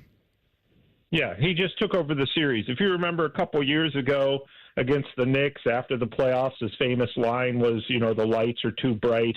Well, last year before he got injured against the Magic, he was probably the Cavs' best player in the playoffs for that first-round series. Obviously didn't play in the second with the rib injury, and then underwent some criticism for that. What we've seen from him, particularly in those 2 games in Miami, was just utter domination like we haven't seen from him before. I mean, already the guy's shooting 70 to 80% from the field every night. And that's number one. Number two, you look at game 3, he just assaulted the rim, 6 dunks in the first half. And then last night sets the tone with a steal off the opening tip, and then finishes it with a dunk, and had 6 steals for the game. So just him asserting himself this way really puts them on another level. You mentioned all the other things, all the other stars, and Garland when healthy, and Mitchell, and Mobley having a career season, and the Cavs' great depth. But Jared Allen's the one unsung guy here that it's like, boy, they can really, really go places if he's like this. Yeah, they are. Listen, they were, like I said, they were great in the regular season. Like, there's no reason to believe they can't be the top team in the East. And when you look at what they have from a depth standpoint now, and they were getting destroyed on the glass, right, last year, and especially against the Knicks. And now all of a sudden, they've been, I don't know, you can maybe tell me about where they were on the glass this year, and they had that was a pretty big disadvantage for them for a while. And now it seems like certainly they've cleaned that up. Yeah, and this is just par for the course with Kenny Atkinson. At the beginning of the season, there was talk about how they haven't done a good enough job defending the three-point line. They had a few days of practice that got cleaned up. They would slip back down into, not defending the three-point line well, and then it would get cleaned back up. As far as the rebounding, toward the end of the year after the All-Star break, you would see, okay, they're not doing a job on the boards for guys, for a team with 2, Evan Mobley and Jared Allen. Now, Jarrett's getting a lot of rebounds. Evan will struggle in that area from time to time. Well, they had a few days off between the end of the regular season and the postseason, and they started to clean that up. So that's a big factor for them, because rebounding is a huge part of defense. You can't be giving up second possessions as you move forward against teams like the Pacers and Celtics. You can't. That'll kill you if you're giving up those second and third shots. And they've addressed that well enough, and now they've got some more days off to work on it ahead of the next series. This all season, after they hired Kenny Atkinson, I know you're well aware, Sam, the narrative was, well, how can he get the big 4 to fit together offensively, and how can they still have good flow on offense? And my mind always came back to just Evan Mobley and him really reaching his potential, because when he was drafted, there was, some comps to, could this be the next Kevin Garnett and all those things, right? And so now you've seen him this year, to me, Sam, really put it all together on both ends, wins Defensive Player of the Year. Now seems like the Cavs have just an absolute dominant force that they're going to be able to rely on for years to come. That's just it. With everything else you consider, it's really been 2 things, and number one has been the offensive rise of Evan Mobley. Kenny Atkinson's kind of turned him into the Cavs' Draymond Green, right? He's getting rebounds and then dribbling the length of the floor and setting up the offense, or creating a shot for himself, which is very much how Draymond Green plays with the Warriors, has played for years. And, of course, Kenny Atkinson came over from the Warriors, and he's got him shooting threes and being confident in those threes. And, last night, 2 of 4. He's hitting, enough of his threes that you can warrant taking 4 or 5 a game. So, along with doing everything down low, he's already elite defensively. So, really, Mobley's rise has been a huge reason they went 64-18. And then, of course, Darius Garland with his bounce back season. Sam Amico with us. Amico Hoops breaking down the Cavs and their chance at a title. Who's the X factor now for this team if they're going to win a title? Well, it's the first answer is obviously Ty Jerome with the way he's been playing, and we saw him in Game 3. The Cavs got down 13-5 in Miami. They put in Ty Jerome, and all of a sudden the momentum shifted. So you could call him an X factor, but you kind of know what you're going to get from him now after a full regular season and playoffs of doing this. I would say DeAndre Hunter would be my 1A as far as the X factor. That's why you went out and made this trade, so that you had a 3-and-D guy who, against Indiana, which is a high-volume three-point shooting team. They shoot them well. They've got wings in Siakam. Halliburton's point guard going to take him. So Hunter is that versatile defender. When he got here, Kenny Atkinson said he can defend 1 through 5, meaning point guard through center. That's what they're going to need from him. Now he's been putting the pressure on offensively because he's scoring again. That first game against Miami didn't score, but the last few games, 20-plus points. He's really going to be the X factor. Is he that guy who's going to put you over the top? Because that's what they thought when they made that trade. Real quick, Sam, outside of the Cavs and what's next for them, when you look at the remaining series, what series for you is really intriguing, or just a player right now that's fascinating for you the rest of the way going into round 2? Well, I'd say that Denver Clippers series has been, quite an adventure with a last-second dunk, and it's 2-2. Denver gets blown out in Game 3. You think they're done, and then they come back and win on a last-second dunk. And those two games in Denver had been wildly close. So I can't really pick a winner in that yet, even though there's only 3 games left maximum. So that's been the big one. Of course, Minnesota with the 3-1 lead over the Lakers, which I think is a very hollow 3-1 lead, because if the Lakers can win tonight, all they have to do is win 1 in Minnesota to get a Game 7 back home. So we'll see how that ends. But those to me, those 2 series out west are pretty intriguing. Yeah, great insight from our friend Sam Amico. Enjoy it, bud. We'll be reaching out again soon. Thank you. All right, sounds good. Thanks for having me. We'll talk to you soon. You got it, Sam Amico. Amico Hoops on the Bryant Heating Cooling Systems Fan Guest Hotline. He may be right about that Lakers series. That may be kind of a hollow lead. You don't know, but I tell you what, AR. It's a great ending to that game. How good was Anthony Edwards? It's a great ending to that game. Because you know how motivated he is to get after Luka and vice versa, because those guys may be fighting for the crown over the next couple of years as, the guy when you get past Jokic and Wemby. But, yeah, the series have been fun. Last night, you had the Warriors and Rockets getting after each other.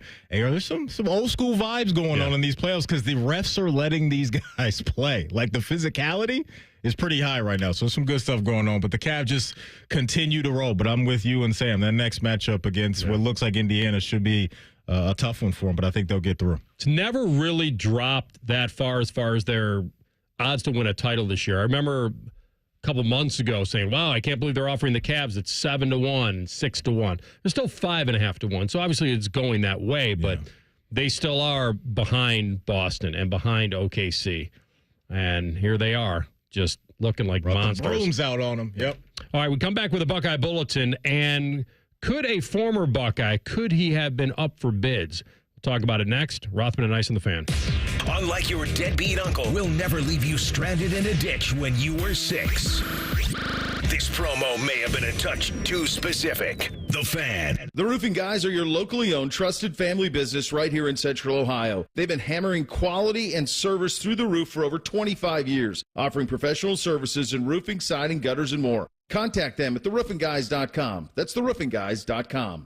Guys, what's up? It's Matty Ice, and I'm here with Wendy's. And if you're looking for your next sandwich love, check out the Cajun Crunch Chicken Sandwich. This sandwich really has me feeling the heat, and it's packed with bold Cajun flavors that add that perfect little kick. Plus, it's topped with crispy onions that give it a satisfying crunch in every single bite. And did I mention this is all on top of Wendy's iconic spicy chicken sandwich? So if you love that, you have to get your hands on this Cajun Crunch Chicken Sandwich before it's gone. For that little extra kick, it's got to be Wendy's. Open until midnight or later. Before you start your day, UDF has already started making your breakfast right in our bakery. We've got buttery, flaky croissants baked before the crack of dawn. We're making fluffy buttermilk biscuits from scratch by the time the sun starts to think about rising. And before you hit your first alarm, we've piled our biscuits and croissants high with sausage, egg, and cheese right in store. So come in and grab a fresh one and let us make you a morning person. Fresh baked breakfast sandwiches from United Dairy Farmers. UDF, mornings made for you. At Metal Supermarkets, we're all about getting you and your crew to quit in time sooner. That's why our service is a cut above.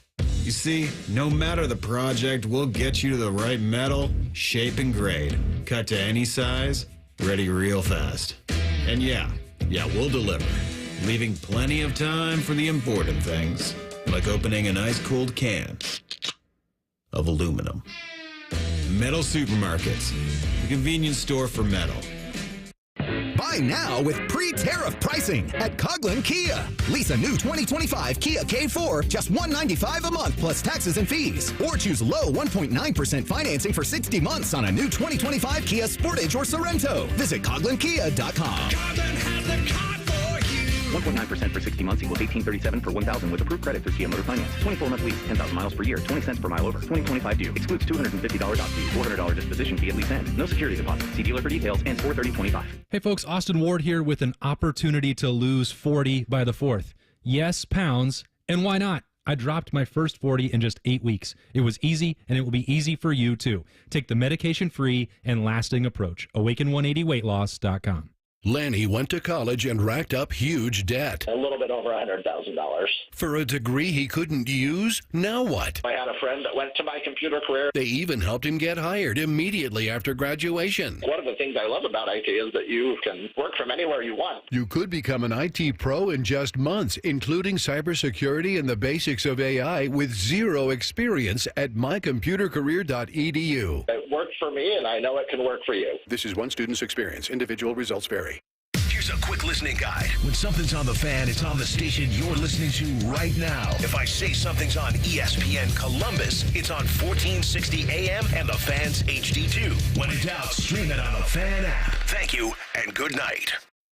Military veterans and active duty service members, you could become a certified cyber warrior with just 12 weeks of training at My Computer Career. Cybersecurity specialists are in high demand, and IT pros with these skills often enjoy abundant opportunity and a great lifestyle. Protect our people, liberty, and treasured institutions from cyber threats. SkillBridge and other VA benefits are available to those who qualify. Learn more at mycomputercareer.edu/CWP. That's mycomputercareer.edu/CWP. Thanks for calling Discover. This is Nia. Hi, Nia. It's Jennifer. Did you know that Discover automatically doubles all the cash back you've earned at the end of your first year? Yeah, I work here. Okay. I was just double checking. Get it? Because Discover automatically doubles all the cash back you've earned at the end of your first year? Oh, you get me, Nia. You could say that I double get you. I guess we've taken it too far. You earn, we match. Discover Cashback Match. See terms at discover.com/creditcard. All your favorite fan shows are available when you want them. Head to 971thefan.com and hit that subscribe button. The Fan, Ohio sports destination. Rothman and Ice present Buckeye Bulletin. Sponsored by Logan AC and Heat Services. Don't go through another air conditioner breakdown. For fast, friendly service, call the experts at Logan Services now for a free estimate and next day air installation. All right, Buckeye Bulletin time. All right, so you guys, we talked a lot about Shedeur, and he certainly wasn't the only guy that slid. And the Quinn Ewers, now he wasn't as hyped as Shedeur was, but then the story kind of came out, not really a story, it was that everyone started replaying his life for him, which is that if he couldn't go back to Texas because of Arch Manning, which makes sense, like they were ready to move on from him and get the Arch Manning. Hey, AR, going. To your point, there was some stuff coming out of Kansas State last year that Avery Johnson, the kid down there that was their starting quarterback, may have pushed Will out. Yeah. Not that they knew Will was good, but they thought the kid behind him maybe offered him a little bit more, and it worked out very, very well for Will. Yeah, they wanted to invest more in a different dude. And so it's not crazy to think that Ewers could have left Texas, stayed in college somewhere, and kind of tested the NIL waters again, rather than going in the NFL and making a fraction of what he could have made. It said, Quinn Ewers never took NIL money from Texas Longhorns. What is that? Ever? He leaves the Longhorns as one of the best quarterbacks in program history. I find that hard to believe. We saw him in Dr. Pepper commercials. He was getting bags. I think he was one of the first guys through all this talk about collective and all the things that were going on in the world of NIL. He never took money from our collective, Sark said. All of what he did through NIL was his true name, image, and likeness. That basically the commercial stuff you're talking about, that it wasn't, hey, here's a pool of cash for you to play for us. He was in commercials here. That he was. He was getting the vehicle and all that stuff. So you're saying the collectives down there in Austin offered him some coin? No, probably did. And he said no. Wow. Says he certainly got his fair share of earnings from multiple NIL deals, highlighted by being one of the 3 feature athletes on the cover of College Football 25, the video game. So Quinn is no stranger to pay cuts. And you said the Dr. Pepper Fansville which series. Was a good commercial, by the way. And he was also with Hulu and New Era and Panini America and more. Yeah, okay, good. Sark called out some of the negative narrative surrounding Ewers after he fell to the 7th round. Many have criticized him for entering the draft instead of staying there or entering the portal, where a lot of people thought he could have gotten millions to stick around, one including Ohio State. Well, Ohio State is kind of in an interesting position. Would Quinn Ewers be a plug-and-play quarterback at Ohio State with his experience? Of course he would. Well, could you imagine if that would have happened? Jeremiah Smith and all, like... Week 1, Quinn in the Scarlet and Gray coming home and suiting up against his old squad? Ryan Day said today. That would have been set up. If money's your motive, we don't want we're you. not for you. We don't want you, player. So I think it's easy to say he should have stayed. Yeah. But if he's made millions already, jump-starting his NFL career, no matter where it is, was probably better than, and this is maybe the better question, where does he get picked next year? That's a better quarterback draft. They're telling us that. Oh, we're not sure if it is. I'm not even positive Arch Manning's coming out next year. He's got 3 years left of eligibility, which shocked me. I thought it was like 1 or 2. 3 years left. Stay as long as you like. That's what it is. I'm not mad at it, exactly. Especially with the money that they're throwing around. I'm with you on Arch, Klubnik, Aller. It's like, okay. Nico, Nussmeier. Lenore Sellers. Oh, yeah. He was the freshman of the year, right? Down there, where's he at? South Carolina? Yeah. They're telling us that next year's class is great, but this time last year they were telling us how great Carson Beck was and all these other guys as well. And I get it. We remain as I'm with you that Cam Ward and name a quarterback. Jackson Dart. Do we know that they're better than Arch Manning and Drew Aller or worse? I don't know. Nobody. And then once Arch Manning not once. If Arch Manning comes out next year, don't we all kind of know by now not to draft quarterbacks who have only started like 13 games? It's a very good point. The sample size for him is very small. And there's some people questioning if he's that good. Then why was Quinn Ewers starting over you? There you go. So we'll see. Maybe we'll get to watch him for a whole year and we'll be like, okay, we get it. The dude's amazing. The skill set is good. He's got some mobility, got a good-looking arm, but I think Baby Chet brings up a great point. Like, he hadn't even played that much. I'll bring up another good point. Oh, keep going. We talk about the Madden curse. How about this Dr. Pepper curse? DJU, Quinn Ewers, what the hell? Yeah, don't go on those commercials. You're onto something with that. That is for sure. You're definitely Don't stop there. Add Brian Bosworth. He's a good actor. Right. Was he the sheriff in that commercial? Yeah. Okay. I'm with you on that Ohio State needed to kind of just let's develop Julian Sain or Lincoln Keenholz. Yeah. I'm not saying they would have been tempted, and I don't even know what the price tag would have been if he decided to stay. First of all, how many teams would have been in on him? And then how much money would it have cost? And he wasn't that great last year. He was fine. Let me ask you this. You'll never be able to answer it. It's the same reason that I think Ryan Day can lean into all this great stuff. They pulled it off through adversity, great special teams, special coaching, all of that. Find a way to galvanize. If after the Michigan game they don't galvanize, they all go a little bit of their separate ways. Tennessee comes in and beats them. And Quinn Ewers says, I'm staying in college. I need a home. You don't think they would have been interested? What level of interest? I think it's a discussion. I think they would have been the same way I said at the time, you have to have a discussion about Nico when he comes available. Not that we're going out there and acting on it, but it's, hey, Coach Day, Heartline, let's all get in a room and just make sure we're good with not communicating at all with his camp. Well, Nico came off a lot differently than Quinn has. If you believe the Sark report that he didn't take any collective money. It was true name, image, and likeness. Yeah. He made the money on his own and through his own stuff versus Nico, who was all about the cash. I need more. Straight cash. It's not enough. Randy Moss, straight cash, homie. And look, it may work out for Nico. We may see him in the Big Ten this year, and he may ball at a certain level, and teams may say, we want him in the first round. He's got the talent. But the one thing he can't say, if he's telling the truth, is it wasn't about the money. He can't say that. I don't think he's allowed to say that. And he took less money, and he's going to a state to where the taxes are about to crack him over the dome. Well, maybe then he can say, Joker style with the stick. It wasn't about the money. The maybe taxes it needed to be. breaking a pull stick, Matt. Exactly. All right, we're going to come back, final hour of the program, and we'll start with a little Chet roulette. And I know it will include this wild ride for Bill Belichick. Lord. And it may not be over yet. Rothman and Ice in the Fan.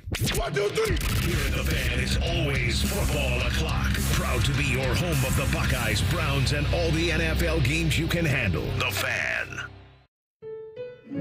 At Rocket, we believe everyone deserves their shot at the American dream.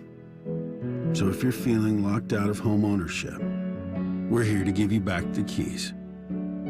We're opening doors, breaking down walls, and doing everything we can to turn renters into owners. And we're not going to stop until we help everyone home.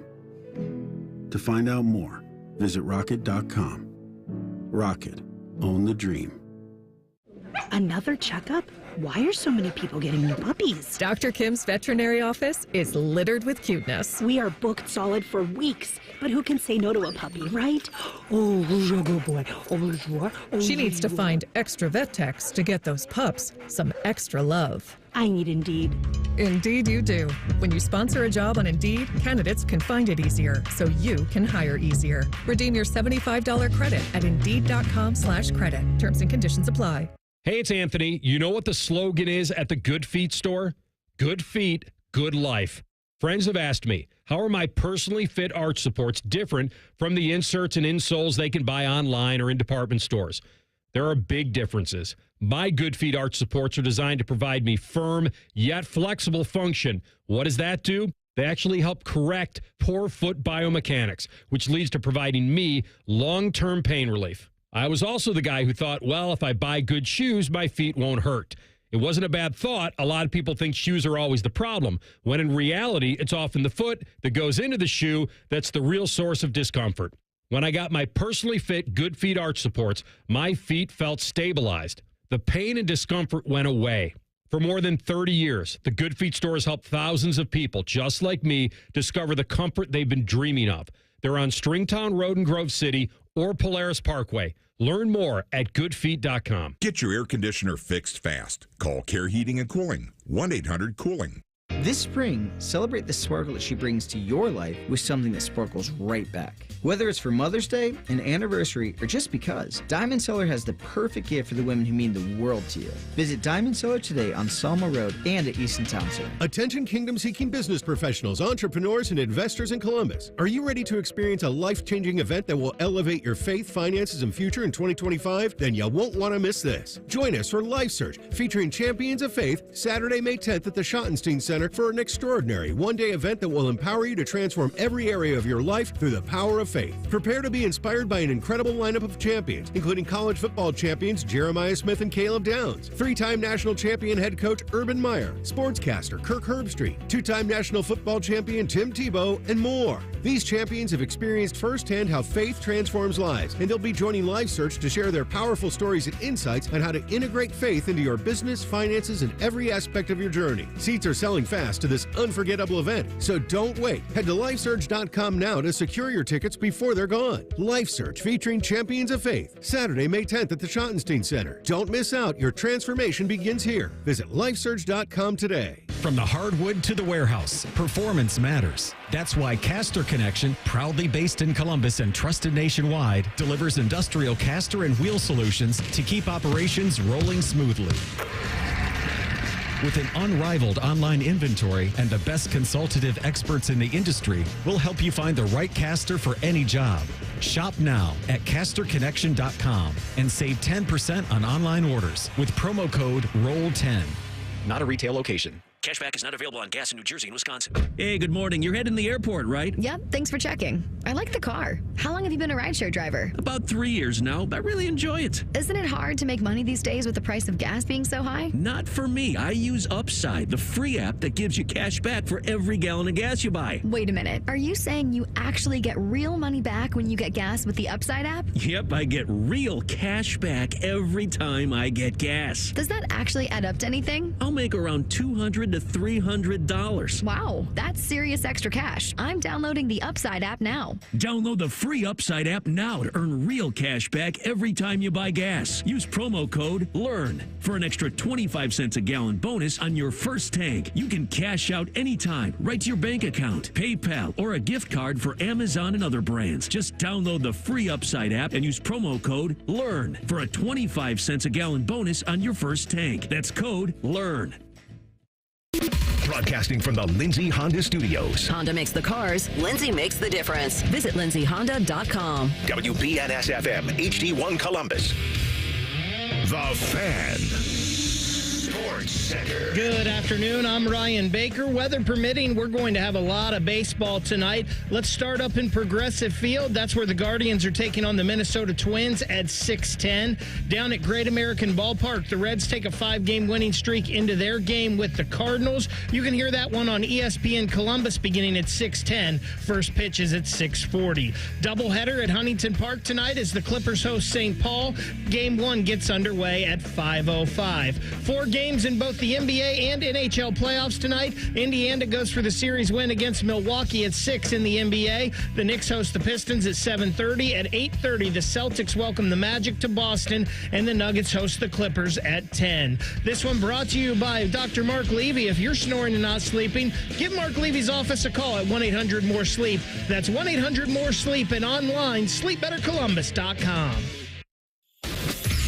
Most shows just skim the surface, but Rothman and Ice feel like the biggest story of the day deserves a closer look. It's time for a deeper dive. Sponsored by Low T Center. Low T Center, reinventing men's healthcare. Final hour of the program. It would help if I turned your microphone on. My bad. Rothman and Ice. Anthony Rothman, Matty Ice Hayes, and the loose cannon himself. We'll have Cordy Kinnan on about the draft 2:30 coming up. Maybe we'll examine how strong is 26. I'll tell you what. Is it the one to tank for? I was looking at some of Corey's stuff, AR, and he's Mr. Mendoza over there in Bloomington, Indiana.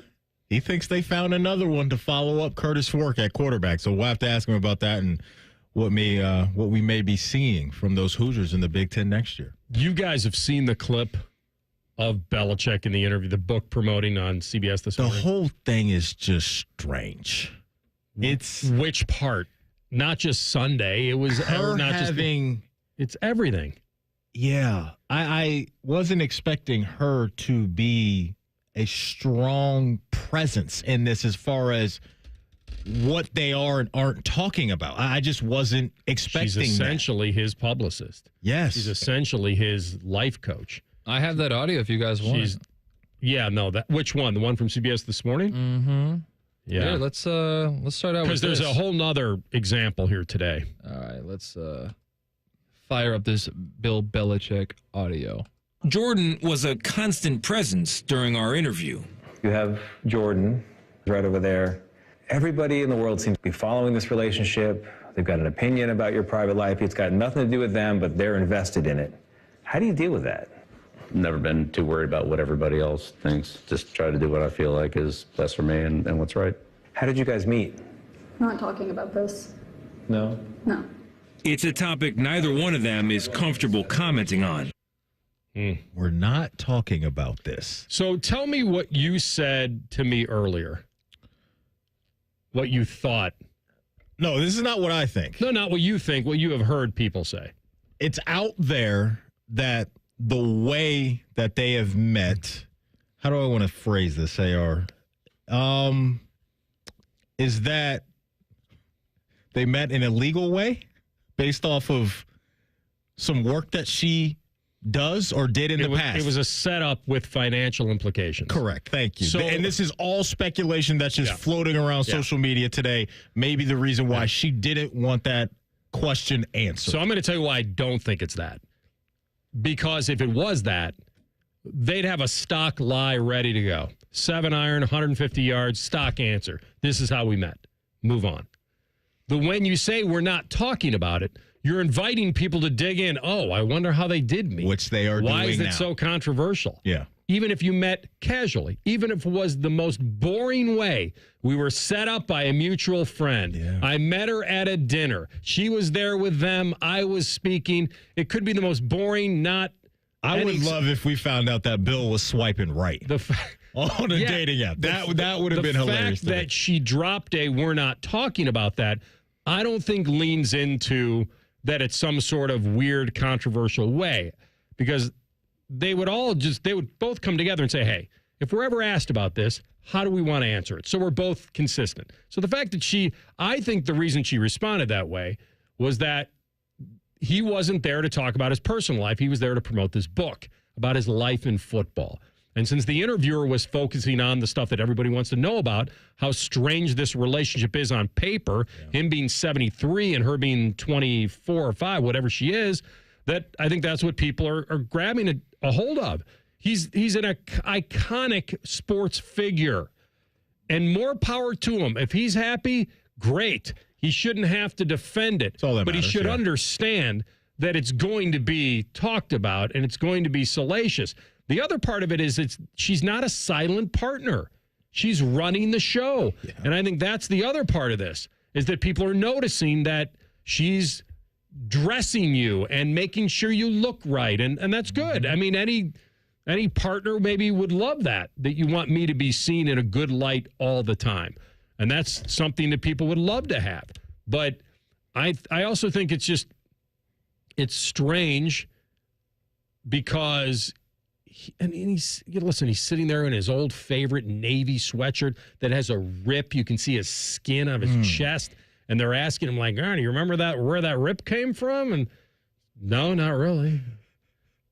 It's weird. It is weird. And now you've got TMZ all over this because you just played that clip, or Baby Chet just played that clip from the interview, and TMZ is saying now that at one point in time, Jordan Hudson, she stormed out of the room and delayed shooting for 30 minutes.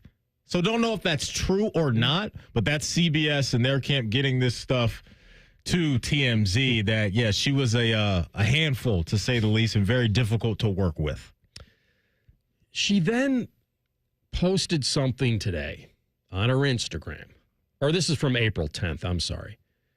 This is a screenshot of an email from Belichick to their group of people that are involved with the book. The writing is so small I had to squint to read it, but I'll give you the synopsis of it. It's Belichick basically writing an email to the management team that he doesn't believe that the book is being promoted properly, and that, yes, they went through how important it was for him to say, I blanked up in the book, as part of a mistake and talking about a Super Bowl mistake. And they thought, okay, that's real. There needs to be a hook. But guess what Belichick doesn't like now? That's what everyone's gravitating to. That's the clickbait. The I blanked up is the headline. So he's writing this email that we can expect the interviews and podcasts that will supposedly drive the sales will also pluck and cherry pick this I blanked up clickbait. And he's like, I'll say this again, that I want this book to be presented as a look at my professional life and how I did my job on the way up and is a leader of an organization that grew from $500 million to $8 billion and played in 10 Super Bowls and won 6 of them over 25 years. This book is about how I did my job and lessons from my 50 years around in football, not a bathroom book that highlights my mistakes. Sometimes those bathroom books can be very, very, very good. Remember what happened in Breaking Bad when Hank was in the bathroom? Figured it all out. What was he doing? Reading the book, Phil. Matty. Man can get some thinking done in there. That's what I'm saying. That's where all the great inventions are hatched. When he puts it together on the throne. That's Walter White, that's a moment right there. He says, I have at times reluctantly gone along with the title, the cover, and language in the book. I am not going to be the conductor of a hype train in the book promotion. We have enough hype to work with. I hope we can get on the same page in promoting the book authentically. Thanks, BB. 2 things. 1, I like the email. 2, why in the world would she tweet that out? Because she runs his show.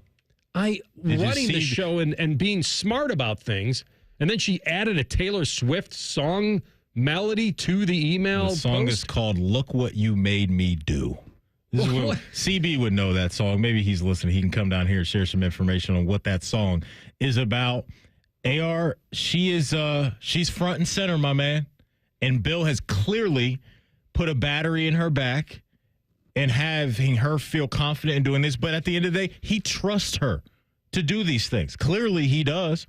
It's surprising that he would do this because this feels like a complete shift in his ways of going about things, because everything that he did in New England was airtight. The way he treated the media, he didn't say much about anything, and now we're getting just all of this stuff attached to Bill Belichick. This is just not the guy I would expect this to come from at all. Not only that, when she posted it, it wasn't like to David and Michael and that their emails were hidden. One of the guys from the management team, his email is there. Richard. Yes, Richard. Richard. Set you up for that. Oh, Richard. Poor Richard is going to get thousands of emails and spam. Poor Richard. Is it alfalfa? Oh my gosh! If you are running the show down there in North Carolina, the president, the AD, I kind of forgot he's coaching North Carolina. You're regretting to hire right now. With all of his Navy gear that he's wearing and she's wearing. They don't even the head coach of a Power 4 program. You're regretting the hire right now. You have to be. Now, he may go on to win games and win them ACC championships and all that stuff, but right now, he's not hosting a post-spring practice presser today. This ain't good. Could you imagine Ryan Day doing an interview in like a Tulane T-shirt? Oh, my goodness. No way. They asked, by the way, I listened to the CBS this morning. There are people that believe that he doesn't really know what she is posting on Instagram. Yes, he's posing for the pictures on the beach and doing the yoga and other things, and he's having fun with it, and good for him. God bless him. Like, be happy. This is great. He's earned the right to, he's incredibly successful. Do I find it weird? Of course. It's a little odd that he is not running the show a little bit more, that she's not a background piece. She's the foreground. That's what he's always done. Yeah. Your point. Like, he's run everything. Well, he's also been one of those guys that's been very private, very reserved, and very non-forthcoming in interviews. So the interview he did on CBS this morning, to me, is classic Belichick. I don't know. Why did you mention Robert Kraft in the book? Well, I don't know. It's just a book about my life in football and just how lessons I've learned. Well, we know why. And then the interview says, well, he's not even in the acknowledgments. We know why. And he's like, that's correct. Like, that's a fact. Move on. We're on to Cincinnati. Yeah. But like, I feel like this is who he is. He wears a ripped sweatshirt it's amazing. And she's in the background. But I think her saying we're not talking about that was odd in that they don't have a stock answer ready to go. How'd you meet? You know, people are going to ask, how'd you meet? Yeah, but they don't want to talk about, apparently they don't want to talk. She doesn't want him commenting about their relationship. Which is only going to add fuel to this fire, because now everybody is going to dig in on her past and answers will come out. And it may be nothing. It may be very innocent. But the way people are digging in on this now, this is only going to continue and continue and continue some more. It's wild. Yeah. I can't tell whether he's off the rails or whether he's just good with all of this. And he doesn't have a trace of self-consciousness because he's an iconic, successful coach. And maybe he thinks this is so cool that... They say love will make you do some silly things, AR. You know? Couldn't care less. Back to football. Bill Belichick. All right, we're going to come back. Oh, man, you got that Brady Quinn sound for me? Yes. I want to hear this. So Brady Quinn says he knows exactly what happened with Shedeur in the pre-interview process. You'll hear it next. Rothman and Ice on the Fan. We have so many local shows, I can't fit them in a 10-second promo. So let's just say we're live and local all damn day. The Fan. Hey folks, Austin Ward here with an opportunity to lose 40 by the 4th. Yes, pounds. And why not? I dropped my first 40 in just 8 weeks. It was easy, and it will be easy for you too. Take the medication-free and lasting approach. Awaken180weightloss.com. Did you ask about Pick 3 from the Ohio Lottery? Okay, Pick 3 is a daily draw game where you pick 3 individual numbers between 0 and 9 that can be played straight, where numbers must be drawn in an exact order or boxed where they can be drawn in any order. You can win hundreds, and wagers start at only 50 cents. Want to learn more?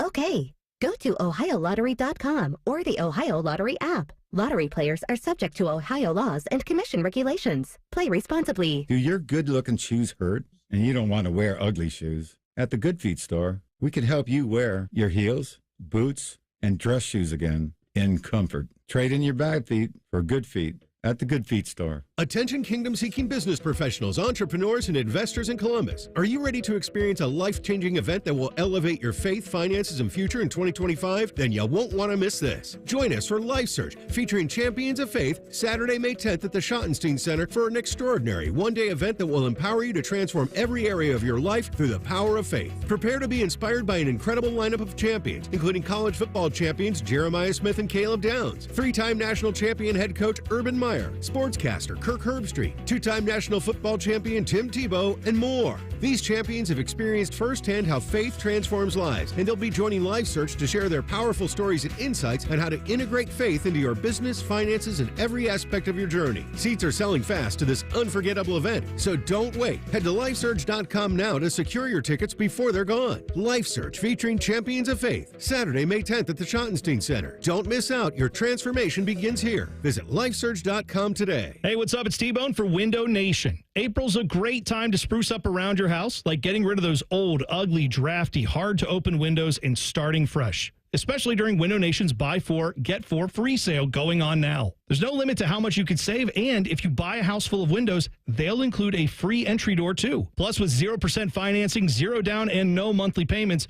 you could get new windows and pay nothing until 2027. How do they do it? Well, Window Nation partners with the top window manufacturers in the nation to build windows to their high-quality specs. Then they pass the savings on to you. You'll protect your home with some of the best windows you can buy at a fraction of the price of those other brands. Just imagine what you could do with all that extra money. Hurry, the sale ends soon, so don't miss your chance to take advantage of the Buy 4, Get 4 free and pay nothing until 2027. Schedule your estimate right now at 866-90NATION or visit windownation.com. One more time, that's Buy 4, Get 4 free from Window Nation, 866-90NATION or windownation.com. The Buckeye Show. The next year or two, you giving him a shot to win it? I am. Devontae Smith wins the Heisman. You can't picture Jeremiah winning it? I don't see how you could. The Buckeye Show. Presented by Coors Light and sponsored by CareSource. Weeknights at 6 on The Fan. Hello, it's John Kozik, founder and president of TurboTrack Realty. Do you want to sell your property, however, you need a little help getting through the process? Let's say you have years of belongings in the home. It needs a lot of updating, you're overwhelmed, and you may need help finding a place to go. I will help you. Visit us today at TurboTrackRealty.com or call me now for an all-cash offer and, more importantly, the help you need at 614-470-2000, 614-470-2000. Have you ever told a friend? Oh, I'm fine. When you really felt... just so overwhelmed. Or sent a text? Can't sleep. Are you awake? When you couldn't find the words to say? I'm scared to be alone with my thoughts right now. Then this is your sign to reach out to the 988 Lifeline for 24/7 free confidential support. You don't have to hide how you feel. Text, call, or chat anytime. Fan and weather. From the Logan AC and Heat Services Weather Center. Today is a 10 TV weather impact alert day for strong to severe storms this afternoon into the evening. We will start off partly sunny with highs climbing into the low 80s and breezy winds developing. And then after the storms pass, lows tonight down into the 50s. Cooler on Wednesday with chances of rain in the second half of the day. For the Fan, I'm meteorologist Meredith Garfolo with your 10 weather impact forecast. Bet365, the official online sports book of Rothman and Ice. Whatever the moment, it's never ordinary at Bet365. The Fan, Ohio's sports destination. Rothman and Ice present Pre-Snap Leads. Sponsored by Newman Roofing. Call Newman Roofing today at 614-NEW-ROOF. That's 614-NEW-ROOF. Or visit online at newmanroofing.com. All right, quickly before Bet365, a lot of reaction to me reading that email. There is 0% chance Belichick wrote a single word of that. That email is written by an irritated 24-year-old who's trying to present herself as a lot more savvy and wise than she is. There's another one. Oh, yeah, Belichick definitely wrote that. I read what I read. She posted it. The reason she didn't answer the question about how they met is because they were clearly cheating on his then-girlfriend, Linda. Uh-oh. Well, they were together for about 15, 16 years. Was it that long? Wow, okay. I thought they were. So does anybody know what she's talking about? Who knows? It is a wild email. I want her to have a media scrum. I want that. Her own press conference, because she just might say some off-the-wall stuff that I think would be highly entertaining. Agrees with me. The statement makes no sense. I don't think anyone cares about the book after that interview. They made this look so much worse by just not saying or making up a story of how they met. Right, they should have a stock answer. Yeah, just met. He was getting some gelato, I was getting gelato. Made eye contact and was love at first sight. Your peanut butter's in my chocolate. Your chocolate's in my peanut butter. You guys way too young to know the reference of that. Gotta say, I think they're both vanilla. He's something else. He's something else. He's something else, isn't he? A loose cannon? Yeah. TLC?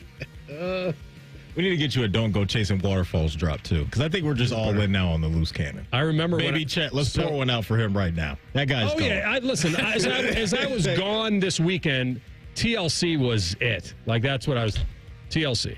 But when I was at Channel 6, I remember when I was doing highlights one night, I don't know who was playing, maybe it was Cleveland, Kansas City, and somebody hit a home run. It was at Kaufman, it was at KC.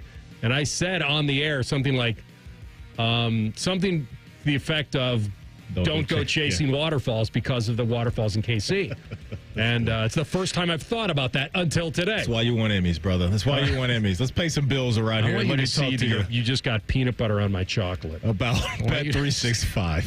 Because at Bet365, folks, we don't do ordinary. Bet365 is the official sports betting partner of the Cleveland Guardians. You can bet $5, folks, right now. If you're a new customer, get on over there. And if you bet that $5, you're going to get $150 in bonus bets, whether your bet wins or loses. So download the Bet365 app today. Yesterday, we locked in on Ty Jerome. Over at Bet365, his juice for the over on 1.5 threes was plus 100. He knocked in 3 of those. Ty Jerome, real quick, first round of the playoffs, 16 points a night, 5 assists, 84% from the free throw line and 50% from 3. He and Hunter off the bench are just nasty. I'm looking at, you know what? Give me Norman Powell. Norman Powell tonight. Nuggets, Clippers should be a heck of a game. The series has been fun. 3 3-pointers made at plus 100 for Norman Powell. Where I'm at. I like that. I may ride that with you. I feel it's safe. I'm going to go to those sucker bets of all, which is hockey. And I'll just say that, I was going to just be generic and just say that the Leafs and the Canes close out their series tonight at home. Yeah. But I think I'm going to get a little more bold with it and just say, if I do believe they're going to close out the series, both of them, Toronto and Carolina, then let's hope that they're leading in the third and then a couple of empty biscuits or whatever, like all of a sudden there is no tomorrow for New Jersey and Ottawa. and just play the overly aggressive Toronto minus a goal and a half and Carolina minus a goal and a half and get myself to 4-1. Okay. I see where you're at. Whatever the moment, it's never ordinary at Bet365. Again, download that Bet365 app today, folks. It's really, really good stuff. 21 plus only, must be present in Ohio. If you or someone you know has a gambling problem and wants help, call 1-800-GAMBLER. Terms and conditions apply. Offer subject to meeting qualifying criteria. And may the odds be ever in your favor. All right, our guy, Brady Quinn. EQ. Dublin Kaufman. Yep. Golden Domer. First round pick. Cleveland Browns. Slider to 22. Yep. So he knows what it's like to be under a lot of scrutiny and what it was like for him to, I thought, very similarly, the Browns, I think, had, the third pick that year? And he falls to 22nd before being picked by them. And then winds up signing a 5-year deal with them. And he was behind Charlie Fry and Derek Anderson. And that's not even really the story. I just wanted to give you some context about his draft experience back in 2007. So he was on ESPN Cleveland today, and they were asking him about his recollection of that. And then clearly it switched to what in the world happened to Shedeur, because not only did he fall, it was off a cliff. And here's his reasoning. From the guys I talked to that are either a part of an NFL team or in a front office, the interview process was an absolute disaster. And there's a lot of disrespect from their side of things shown in regards to the headphones and answering a FaceTime call and not coming prepared when given an install packet. All those things rang true. It's unfortunate, and I think, look, I've interviewed Shedeur before. He's a very confident individual. He's kind of unique in that regard. I don't think I've ever been around someone who has such an unflappable belief in their ability. And that's a great thing, by the way, in the NFL level. But I think for some people, when you talk about changing the culture, changing a franchise, all this change, they're not asking you to come in and bring your brand legendary or anything else along with you. They're just trying to have you come in here and win football games and be a leader of men. And that's where I think there's some teams that had some questions about. Feels to me like this may be a cumulative effect for Shedeur. That it's not one specific thing for every team. It can't be the same reason for every team. But it could be a lot of things. It could be, if he did come into an interview process with headphones, that's bizarre to me. If no one his agent would have advised him, hey, going to meet with these teams one-on-one, just be centrally focused. He also can't live off legendary yet. That's his dad. He has to live off talent. While he was very talented at Colorado, he wasn't viewed as a franchise guy. If he was bad at the whiteboard installation failures when they asked him, they Gruden camped him, and he wasn't prepared, then that's another thing. And so if it all goes into the pot of lack of respect for the interviews, to me, it wasn't really the handling the combine or the Senior Bowl. You can work around that if your pro day is really good and your tape is all that mattered. But the fall was so crazy that this makes more sense if you want to believe it. That it's not just, he's not talented. We know he's talented. He may not be number 2 pick in the draft talented, but he also may not be 5th round bad or 5th round throwaway pick. So this middle ground of this, all this stuff, you start adding it together, and people are like, you know what? This was our experience with him.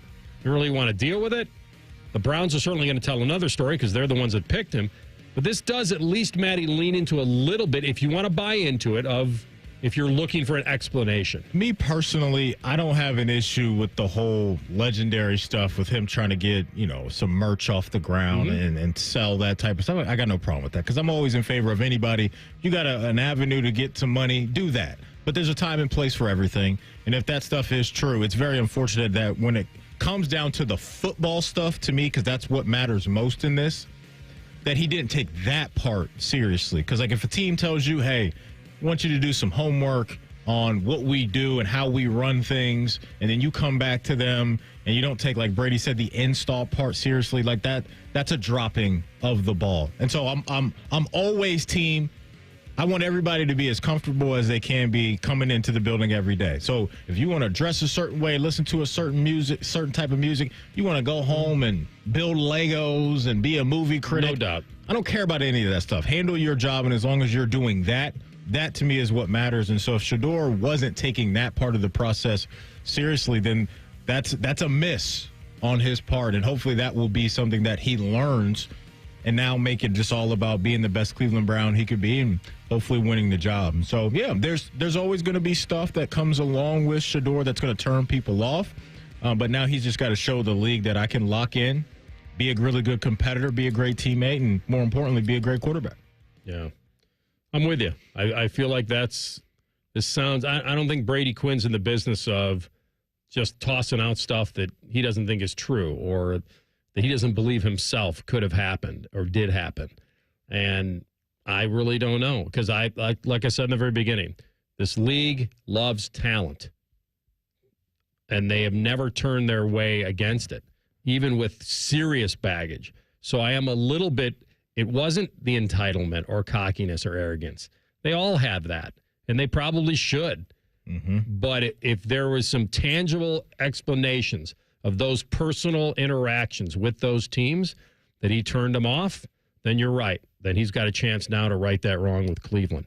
Corey Kinnan, who does NFL Draft for Daft on Draft, let's ask him about the Gabriel versus Sanders. Gabriel was picked, obviously, ahead of him. Does that matter now? We'll ask him next. Rothman and Ice and the Fan. At Rocket, we believe everyone deserves their shot at the American dream. So if you're feeling locked out of home ownership, we're here to give you back the keys. We're opening doors, breaking down walls, and doing everything we can to turn renters into owners. And we're not going to stop until we help everyone home. To find out more, visit rocket.com. Rocket, own the dream. Another checkup? Why are so many people getting new puppies? Dr. Kim's veterinary office is littered with cuteness. We are booked solid for weeks, but who can say no to a puppy, right? Oh, good boy. She needs to find extra vet techs to get those pups some extra love. I need Indeed. Indeed you do. When you sponsor a job on Indeed, candidates can find it easier, so you can hire easier. Redeem your $75 credit at Indeed.com/credit. Terms and conditions apply. It's Leslie from Pella Columbus. I'm Wilson from that other window place. Leslie, what's that hot lamp against your window for? Pella windows are tested up to 160 degrees Wilson to ensure efficiency and the lowest energy bills possible, even in the craziest of temperatures. Put your hand on there. All right. God, that's hot. On the window, Wilson. Oh, hey, that is quite nice and cool. So I'm going to go grab some ice now. Get the window that Columbus homeowners rated #1 for innovation at PellaColumbus.com. Feeling unsure about preparing your roof for spring storms? Newman Roofing is here for you. For over 30 years, we've helped homeowners understand their roof's condition so they can make the best decision for their home. Stop worrying and call 614-NEW-ROOF or visit NewmanRoofing.com today. Don't just get a new roof, get a Newman roof. Care Heating and Cooling. When you need a company you can trust, call 1-800-COOLING. Rothman and Ice is sponsored by your local Pella Window and Door showroom on Gemini Parkway. The Fan, Ohio sports destination. Anthony once ran the table on the World 9-Ball champion. Coincidentally, Maddie is out looking for a magic 8-ball. Signs point to this is Rothman and Ice. All right, so much stuff off the draft. Our friend Corey Kinnan, Daft on Draft, is with us now on the Bryant Heating and Cooling Systems Fan Guest Hotline. Corey, welcome back. Welcome. It's good to be back with you guys. Thank you. All right, so a couple things here on the Dillon Gabriel versus Shedeur Sanders. So the Browns are telling us through their eyes they felt like Dillon Gabriel was technically a better pick than Shedeur Sanders because they had no guarantee that Shedeur would still be there. Now that they've taken both of them, do you feel like that they're kind of on an even playing field, or do you think Gabriel goes in with certainly kind of a higher draft pick advantage? I mean, I think the draft pick advantage does exist. Ultimately, I think they probably both end up on the roster, and neither of them end up as the starter. So I'm not quite sure exactly how the playing field exists from there, because I do think they're going to give all 4 quarterbacks a chance to compete for that starting job. But certainly in terms of making a roster, I would say that Gabriel does have a better chance, but I do think they're both gonna have the shot there. What were your thoughts outside of the quarterback position? What are your thoughts on what the Browns did, bringing in a couple running backs and getting some other pieces as well? Do you think Andrew Berry and company did a good job outside of that stuff? Yeah, I think so. Again, I think it's hard to hold two things at once, especially if you are a Browns fan and you've loved the Browns your whole life. You got a massive haul for the number 2 overall pick, but you didn't leave with Travis Hunter at the same time. So that's kind of a heavy thing to kind of hold both ends of, I guess. But I love the addition of Mason Graham for the value of the 5th overall pick, plus getting that future one, that extra 2, and to turn into Quinshon Judkins as well. I think we all knew they were going to go into the draft and probably draft 2 running backs, or at least that's what many of us were clamoring for because of the lack of success in that running back room over the past 2 seasons. And so they went out and they got 2 young running backs, and one with Judkins, who's a bit more powerful, and one who's a Texas track star in high school, and Dylan Sampson in the 4th round there to follow that up as well. But I think they were also targeting highly productive college players. 4 of the guys they drafted won their Conference Player of the Year awards. So I think that tells you a little bit about what they were kind of looking at there as well. And I think they did a good job of drafting for need, as well as for scheme fit. I think Harold Fannin Jr., the tight end from Bowling Green, is going to work as an excellent tight end to H-back flex tight end. Kind of what we saw Harrison Bryant doing early, 2022, 2021, or 2020, 2021-ish. That kind of era of that flex move tight end. So I think that's a great value there at 67 to get that second tight end in a room that really only had 1 tight end. And so I do like a lot of what they did. The quarterback thing is a little sticky, but I do just think if there were ever a year to throw 4 bodies in a room and tell them to duke it out, it's probably this year, when you kind of know going in they've set the expectation with Joe Flacco and Kenny Pickett that they probably don't think they're going to make the playoffs this year. So why not swing at a couple quarterbacks and hope that one of those darts hits? So I'm okay with the process there. Yeah, and listen, I'm okay with them thinking the 26 is where they wanted to focus their quarterback needs on. And who knows, maybe one of these guys does hit, and then they can pivot again at the top of 26. But I wanted to ask it this way.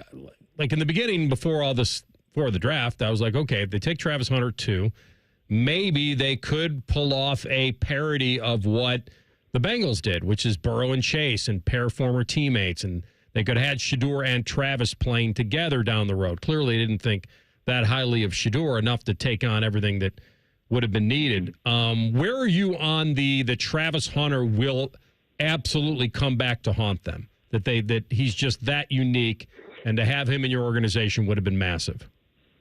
Well, yeah. So that goes back to trying to hold both things. I think that Travis Hunter is absolutely going to be a star. I mean, if you heard how the Jacksonville Jaguars talked about him and how boundaries are meant to be pushed, and Travis Hunter is going to push those boundaries. And, I do think the Browns would have let him play both ways as well had they been the team that selected him. And, the Jaguars announced him as both positions. And I think it would have been the same as the Browns. So, it feels pretty similar. Not so much as similar because the Julio Jones trade, they fell back into the 20s, and then they didn't hit on those draft picks either. But if they hit on the draft picks next year, if Judkins hits, if Mason Graham hits, I think we'll be sitting pretty and looking okay at the trade. Because again, at the end of the day, this team isn't a Travis Hunter away from being competitive, but a unicorn would have been awesome to add to this roster, and that's hard to look at and say they traded out of the position to take a unicorn. So looking around the corner to next year, there's a lot of sports books that are thrown out now that Arch Manning is the odds-on favorite to be the number 1 pick this time next year. When you look at Arch, and I know it's not the biggest sample size, do you deem him as that type of quarterback? Are you all in on Arch being the no-doubt QB1 next year? No. I'm going to let that play out a little bit first. It's hard to evaluate a guy who has 100 career passing attempts, and pretty much all of those passing attempts coming against UTSA, the game that Quinn Ewers got hurt, against UL Monroe, which he didn't even look good against, one of a bottom G4 team in that game, and then against Mississippi State, a team that got blown out by Toledo. And so it's really hard to put eggs in any sort of basket like that, especially when you consider how much Quinn Ewers struggled this year. And there was obviously hesitancy to bench Quinn Ewers for Arch Manning. And if Texas thought that he was ready last year, or if they thought that he would have gone and won them a national championship, he would have been playing. So, like, there's obviously was some hesitancy this year to bench Quinn for Arch. And so I'm going to let that play out a little bit. Not to say that Arch isn't going to be everything he's hyped up to be. The arm is absolutely there. The athleticism is absolutely there. We just didn't see it on a very limited sample size, so I'm not going to jump the shark on that one. All right, so if we made you kind of semi-commit to who you think would be the top quarterback in the draft next year, who would that be? That's a good question. So, man, people in Northeast Ohio are going to hate it, but I don't love Drew Aller as much either as consensus. You know, the kid from South Carolina, Lenore Sellers, has Anthony Richardson-like traits and is a substantially better pocket passer than people want to give him credit for. He does hold the ball a really long time as well, so there's still some issues to work out with his game, but I do like the Sellers kid from South Carolina. But a sleeper that I really like is Indiana quarterback Fernando Mendoza. He's transferring over from Cal to Indiana, so he's transferring into a pretty friendly quarterback offense. We just saw what Curtis Work did there last year. 6'5", big arm, brilliant dude as well. Was committed to Yale before Cal came in late with an offer. So he's got all the tools. He's got the wits. So that's a sleeper that I'm kind of keeping an eye on too. All right, my man. Good stuff. This will be a fun little ride as we go through Cleveland's quarterback camp here and how they can handle that situation and juggle all those quarterbacks. And, we'll be reaching out again soon. Thanks, Corey. I appreciate you guys. Corey Kinnan, Daft on Draft here on the Bryant Heating Cooling Systems fan guest hotline. All right, guys, summer fast approaching. Time for the gatherings, getting together with friends and family, activities, holidays. How are you going to keep up if you're not feeling well? If you think that low testosterone levels are draining your energy? The answer could be TRT with Low T Center. And the online TRT services are sometimes convenient, might seem that way, but often you end up spending hundreds of dollars on unreliable test kits. Then you're waiting for days for lab results before you even know if you qualify. And they say you meet with a doctor, but sometimes you don't even see a person on the screen. It's not comfortable. Go to the experts. Go to lowtcenter.com and do it. This is the best time because with a free medical consultation and a free T-test. And the best thing about it, with on-site labs to process your test quickly, if you qualify, you can start treatment that day. lowtcenter.com is the place. Low T Center, reinventing men's health care. All right, we come back with Tell the Truth. Rothman and Ice in the Fan. If you consider yourself a Buckeye fan, you've come to the right place. This is your heritage sports talker and home of Ohio State Athletics, The Fan, Ohio's sports destination. Lanny went to college and racked up huge debt. A little bit over $100,000.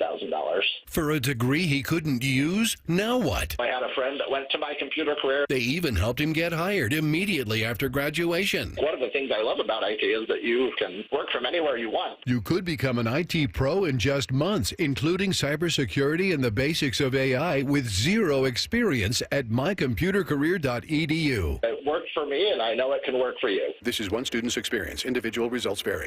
Thinking about buying your first home? Now, with Third Federal, you can buy your first home and pay no PMI. Hi, I'm Mark Stefanski, Chairman and CEO of Third Federal. Private mortgage insurance, or PMI, can cost thousands of dollars over the life of your loan. And you may not realize PMI doesn't protect you. It only protects the lender in case of default. But at Third Federal, you can buy a home with just 5% down and no PMI. Plus, first-time home buyers get $750 off a closing cost. So if you're thinking about buying your first home, go for it and visit thirdfederal.com. Even before you find a home, lock in 6.50%, APR 6.56% on a 30-year fixed-rate purchase mortgage. Visit thirdfederal.com or call 1-800-THIRD-FED today. APR reflects 15% down for $350,000 loan amount. Rate requires automatic payment program and is subject to change. Restrictions apply. See conditions for closing cost coupon at thirdfederal.com/FTHB. Equal housing lender. Your home is more than just four walls and a roof. It's where life happens, where memories are made, where family gathers, and where you should feel safe. At Newman Roofing, we know that when it's time for a new roof, you want to feel confident that you've hired the right company, one that will install a quality roof and complete the work as promised. But with so many roofing companies out there, how do you know which one to trust?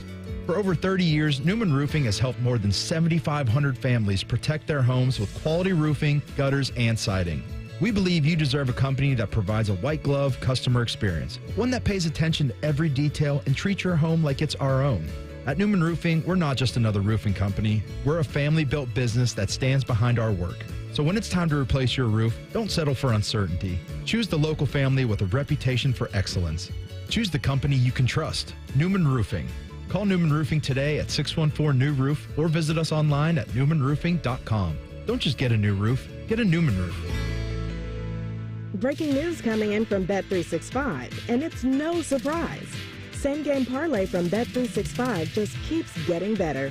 Well, it's even easier to make a bet. Choose from the most popular markets like hits, run line, totals, and home runs. So many to choose from. Download the app, start building your bet, and see why it's never ordinary at Bet365. Gambling problem? Call 1-800-GAMBLER. 21 plus only. Must be physically located in Ohio. T&Cs apply. Hi, here are some ways to listen to The Fan. You can download the Fan app, or listen at home on your smart speaker, or open up the iHeartRadio app, or hold your head out the window and hear Common Man scream. Happy listening from the Dopes at The Fan. Attention kingdom-seeking business professionals, entrepreneurs, and investors in Columbus. Are you ready to experience a life-changing event that will elevate your faith, finances, and future in 2025? Then you won't want to miss this. Join us for Life Search, featuring Champions of Faith, Saturday, May 10th at the Schottenstein Center for an extraordinary one-day event that will empower you to transform every area of your life through the power of faith. Prepare to be inspired by an incredible lineup of champions, including college football champions Jeremiah Smith and Caleb Downs, three-time national champion head coach Urban Meyer, sportscaster Kirk Herbstreit, two-time national football champion Tim Tebow, and more. These champions have experienced firsthand how faith transforms lives, and they'll be joining Life Search to share their powerful stories and insights on how to integrate faith into your business, finances, and every aspect of your journey. Seats are selling fast to this unforgettable event, so don't wait. Head to LifeSearch.com now to secure your tickets before they're gone. Life Search featuring Champions of Faith, Saturday, May 10th at the Schottenstein Center. Don't miss out. Your transformation begins here. Visit LifeSearch.com today. The Fan Guest Hotline is sponsored by Ohio Heating and Bryant. Doing whatever it takes to keep you and your home comfortable. The Fan. Tell the truth with Rothman and Ice. Sponsored by Window Nation. For all your window needs, visit windownation.com. All righty. TLC, what you got? Take us home. So we've been talking a lot and associating a lot of Shedeur Sanders, Johnny Manziel, Baker Mayfield, a lot of comparisons between those three. Is it just a coincidence that the Browns took all three, or is it just that's so Browns? I'm not going to say. Well, because we had different regimes, too, that drafted the guys that you mentioned. Because I think, Dorsey grabbed one of those guys in there. So this isn't like an Andrew Berry thing. Ownership is the same, though. So maybe they're in on that type of stuff. I just think it's a coincidence when it comes to the personalities that they're bringing in. They don't shy away from it, but I don't think it's necessarily something that they're seeking out like they want. It's a Browns thing. You think they want this type of stuff? No, I just think that they have a history of drafting bad quarterbacks. Well, that's weird. And or at least putting them in bad situations. I should have said it that way because that's way too much of a coincidence. But Baker's turned out to have lasting effect, though. So Baker's not really a guy that you could say you would call a bust. I mean, Johnny, we talked a lot about Shedeur, as TLC mentioned, with how maybe some of the things that he did in meeting turned him off. Johnny's on record texting the GM, let's wreck this league. What's taking so long? Come get me. And that's what I'm with you. And I don't understand the difference between confidence and cockiness. Now, I'm buying into if you walk into the interview with headphones on or you're answering calls, okay, that ain't great. That's not good. There's a difference. There is a difference. So, but yeah, you start looking. I've just looked up their quarterbacks while you were mentioning that. Like every quarterback they've drafted since 2000, last 25 years. Don't do this to Browns Well, it's fans. only been a few. They've had a handful of first rounders. Baker, Johnny, BQ, Whedon. That's right. Where the weed at? Oh, my goodness. I got it somewhere. Where the weed at? Light it up. Your boy Deshaun Kaiser was a second rounder. Yeah. Golden Domer. But then the other ones are not high draft picks.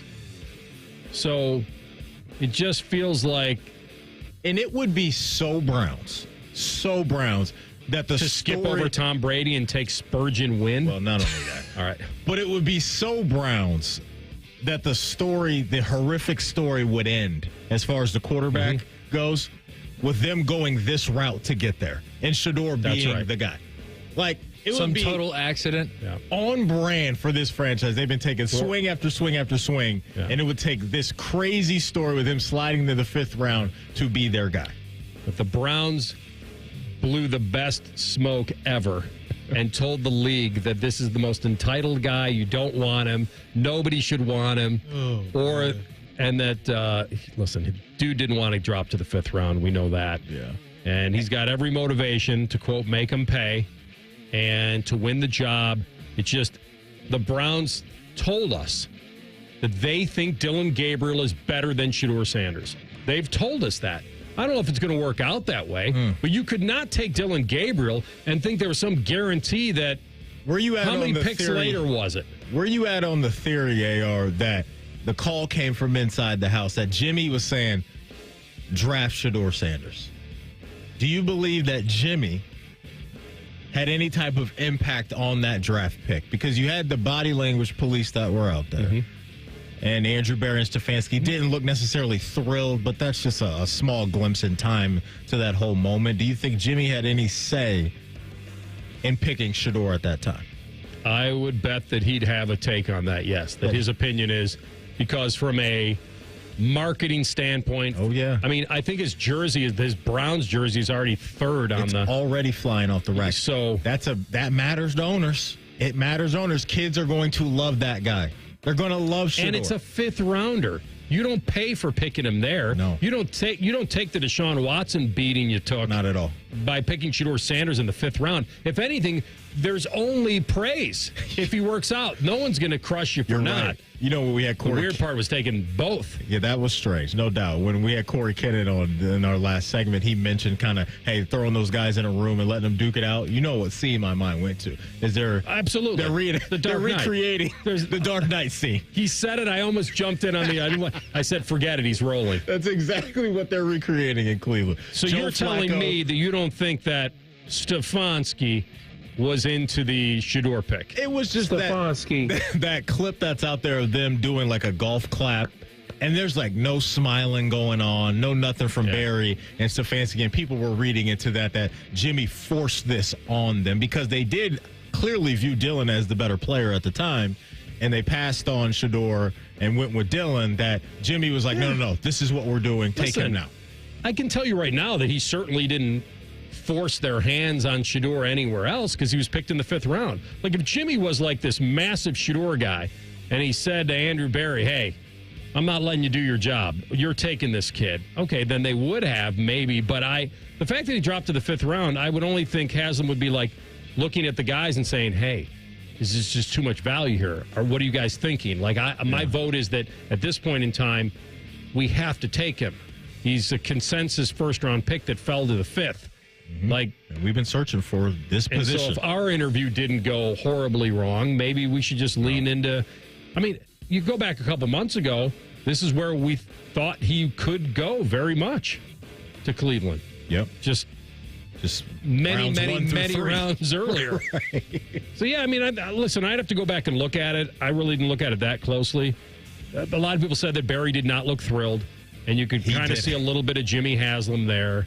And that he wasn't jumping up and down, and Stefanski had a little bit of a smile.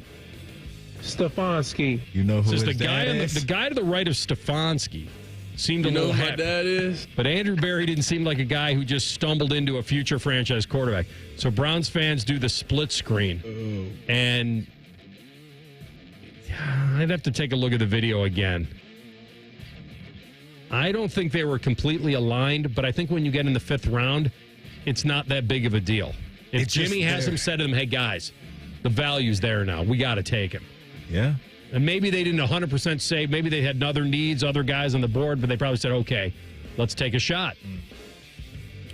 I'm going to drop him like a bad habit. That's amazing that you got that clip. Love it. What, the one that I just played? Love it. I'll give you a second Carl one. Weathers. Does this look like a circus to you, man? I'm going to use that one a lot. And just because we... Get out of that chair, chump, and let's finish this fight right now. And just because we played it earlier, we'll play it again. They come and they go, Hobbs. They come and they go. And one more on the way out. Jordan was a constant presence during our interview. Jordan. I love the drops that you got cooked up over there. Hey, folks, if you missed anything from our show, don't worry. Wherever you get your podcast, just type in Rothman and Ice. That's all you got to do, because everything we do from noon to 3 will be waiting there for you. Subscribe to the podcast as well.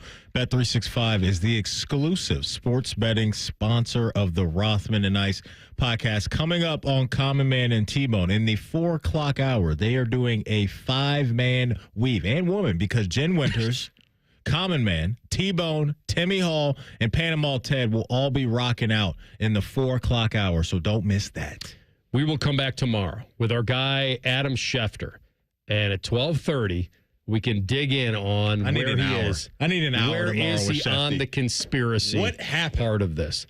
Does he buy into the Brady Quinn scenario and the Boomer Esiason scenario, or is this just bad luck? We got to get BQ on, too. I got to hit him up. All right, we'll talk to you guys tomorrow. Be safe. Rothman and Ice on the Fan. Bo Bishop is a media legend. We have no idea where the other guys came from. Bishop and Friends. Weekdays from 9 to noon. The Fan. Care Heating and Cooling. Honest technicians, honest pricing. Call 1-800-COOLING. Hey folks, Austin Ward here with an opportunity to lose 40 by the 4th. Yes, pounds, and why not? I dropped my first 40 in just 8 weeks. It was easy, and it will be easy for you, too. Take the medication-free and lasting approach. Awaken180weightloss.com. Save big money on everything you need for your next project at Menards. Steelworks offers a wide selection of aluminum and steel materials for any project. Choose from durable steel angle iron to tubular steel and aluminum and steel sheets and rods that are built to last. Perfect for DIYers and professionals alike to get the job done right. Shop and save today on Steelworks products at Menards. Plus, check out our weekly flyer at menards.com for even more great deals. Save big money at Menards. She's the heart of your home, the keeper of traditions, and the one who always puts everyone else first. In the spring, it's her turn. Hi, it's Alex Johnson from the Diamond Cellar. For over 78 years, we've offered unforgettable gifts for every milestone, big and small. Mother's Day, anniversaries, birthdays, and more. She deserves more than flowers. She deserves to sparkle. For jewelry that lasts a lifetime, visit Diamond Cellar on Sawmill Road and at Easton Town Center, or shop with us online at diamondcellar.com. The sports calendar is heating up, and with ESPN Bet Sportsbook, you can go from checking news and stats to placing bets in just a couple of taps. Stream games, bet live, and get exclusive offers when you link your ESPN account. Right now, you can get $100 in bonus bets when you make your first $10 wager. Download the ESPN Bet app and sign up with promo code JOEQ to get started today. That's JOEQ, Joe Q. Must be 21 plus. Gambling problem? Call 1-800-GAMBLER. Terms and conditions apply. See app for details. Offer not available in New York. Vivid Seats is your ultimate destination for basketball and hockey this season. With a game-changing rewards program and an unbeatable selection of tickets, they make it easy for every fan to watch their favorite teams and players in action. Catch every one-timer and buzzer-beating 3 live and in person from your favorite seat. Plus, every ticket is backed by a 100% buyer guarantee, giving you peace of mind with every purchase. Don't miss out. Visit VividSeats.com or download the app today. Vivid Seats, the official ticketing partner of ESPN. Okay, so I'm gonna let you in on a little secret. Wendy's has this new Cajun Crunch chicken sandwich. And to be honest, I'm kind of crushing hard on this Sammy. It's packed with bold Cajun flavors and topped with crispy onions for a satisfying crunch. All on Wendy's iconic spicy chicken sandwich. It's honestly kind of my dream sandwich. I hope it likes me back. For a sandwich you'll love, gotta be Wendy's. Open till midnight or later. Limited time only at participating U.S. Wendy's. Hours may vary by location. Stories like this are really who we are. Hi, it's Steve Lindsay with Lindsay Honda. One of my son's coaches was having an issue with his transmission in his Honda. He had gotten quoted almost $9,000. He's like, can you help me out on the price and getting one through your Honda dealership? And I said, yeah. I said, but let's bring the vehicle in and let's make sure you, in fact, do need a transmission. We did a complete flush on his transmission and a software update on it, and that fixed his problem. And this guy has an extra $8,500 in his pocket because he reached out and I was able to connect him with my staff. We're going to take a step back and to make sure we're actually treating the core issue, not just the symptom. This month at Lindsay Honda, choose a 2025 Honda Ridgeline RTL, Honda HR-V or CR-V, and pay just $299 a month at our famous Lindsay Honda Trade-A-Thon. We'll trade for anything and give you $1,000 more for your vehicle all month long. Visit lindsayhonda.com for details. He opens his toolbox before he opens his wallet and believes you can fix anything with 20 minutes and some pride. He's Mr. DIY, and when he needs metal, he goes to metal supermarkets.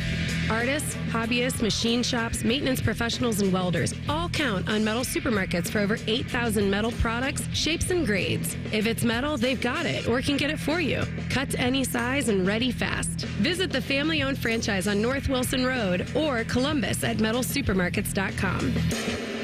Military veterans and active duty service members, you could become a certified cyber warrior with just 12 weeks of training at My Computer Career. Cybersecurity specialists are in high demand, and IT pros with these skills often enjoy abundant opportunity and a great lifestyle. Protect our people, liberty, and treasured institutions from cyber threats. SkillBridge and other VA benefits are available to those who qualify. Learn more at mycomputercareer.edu/CWP. That's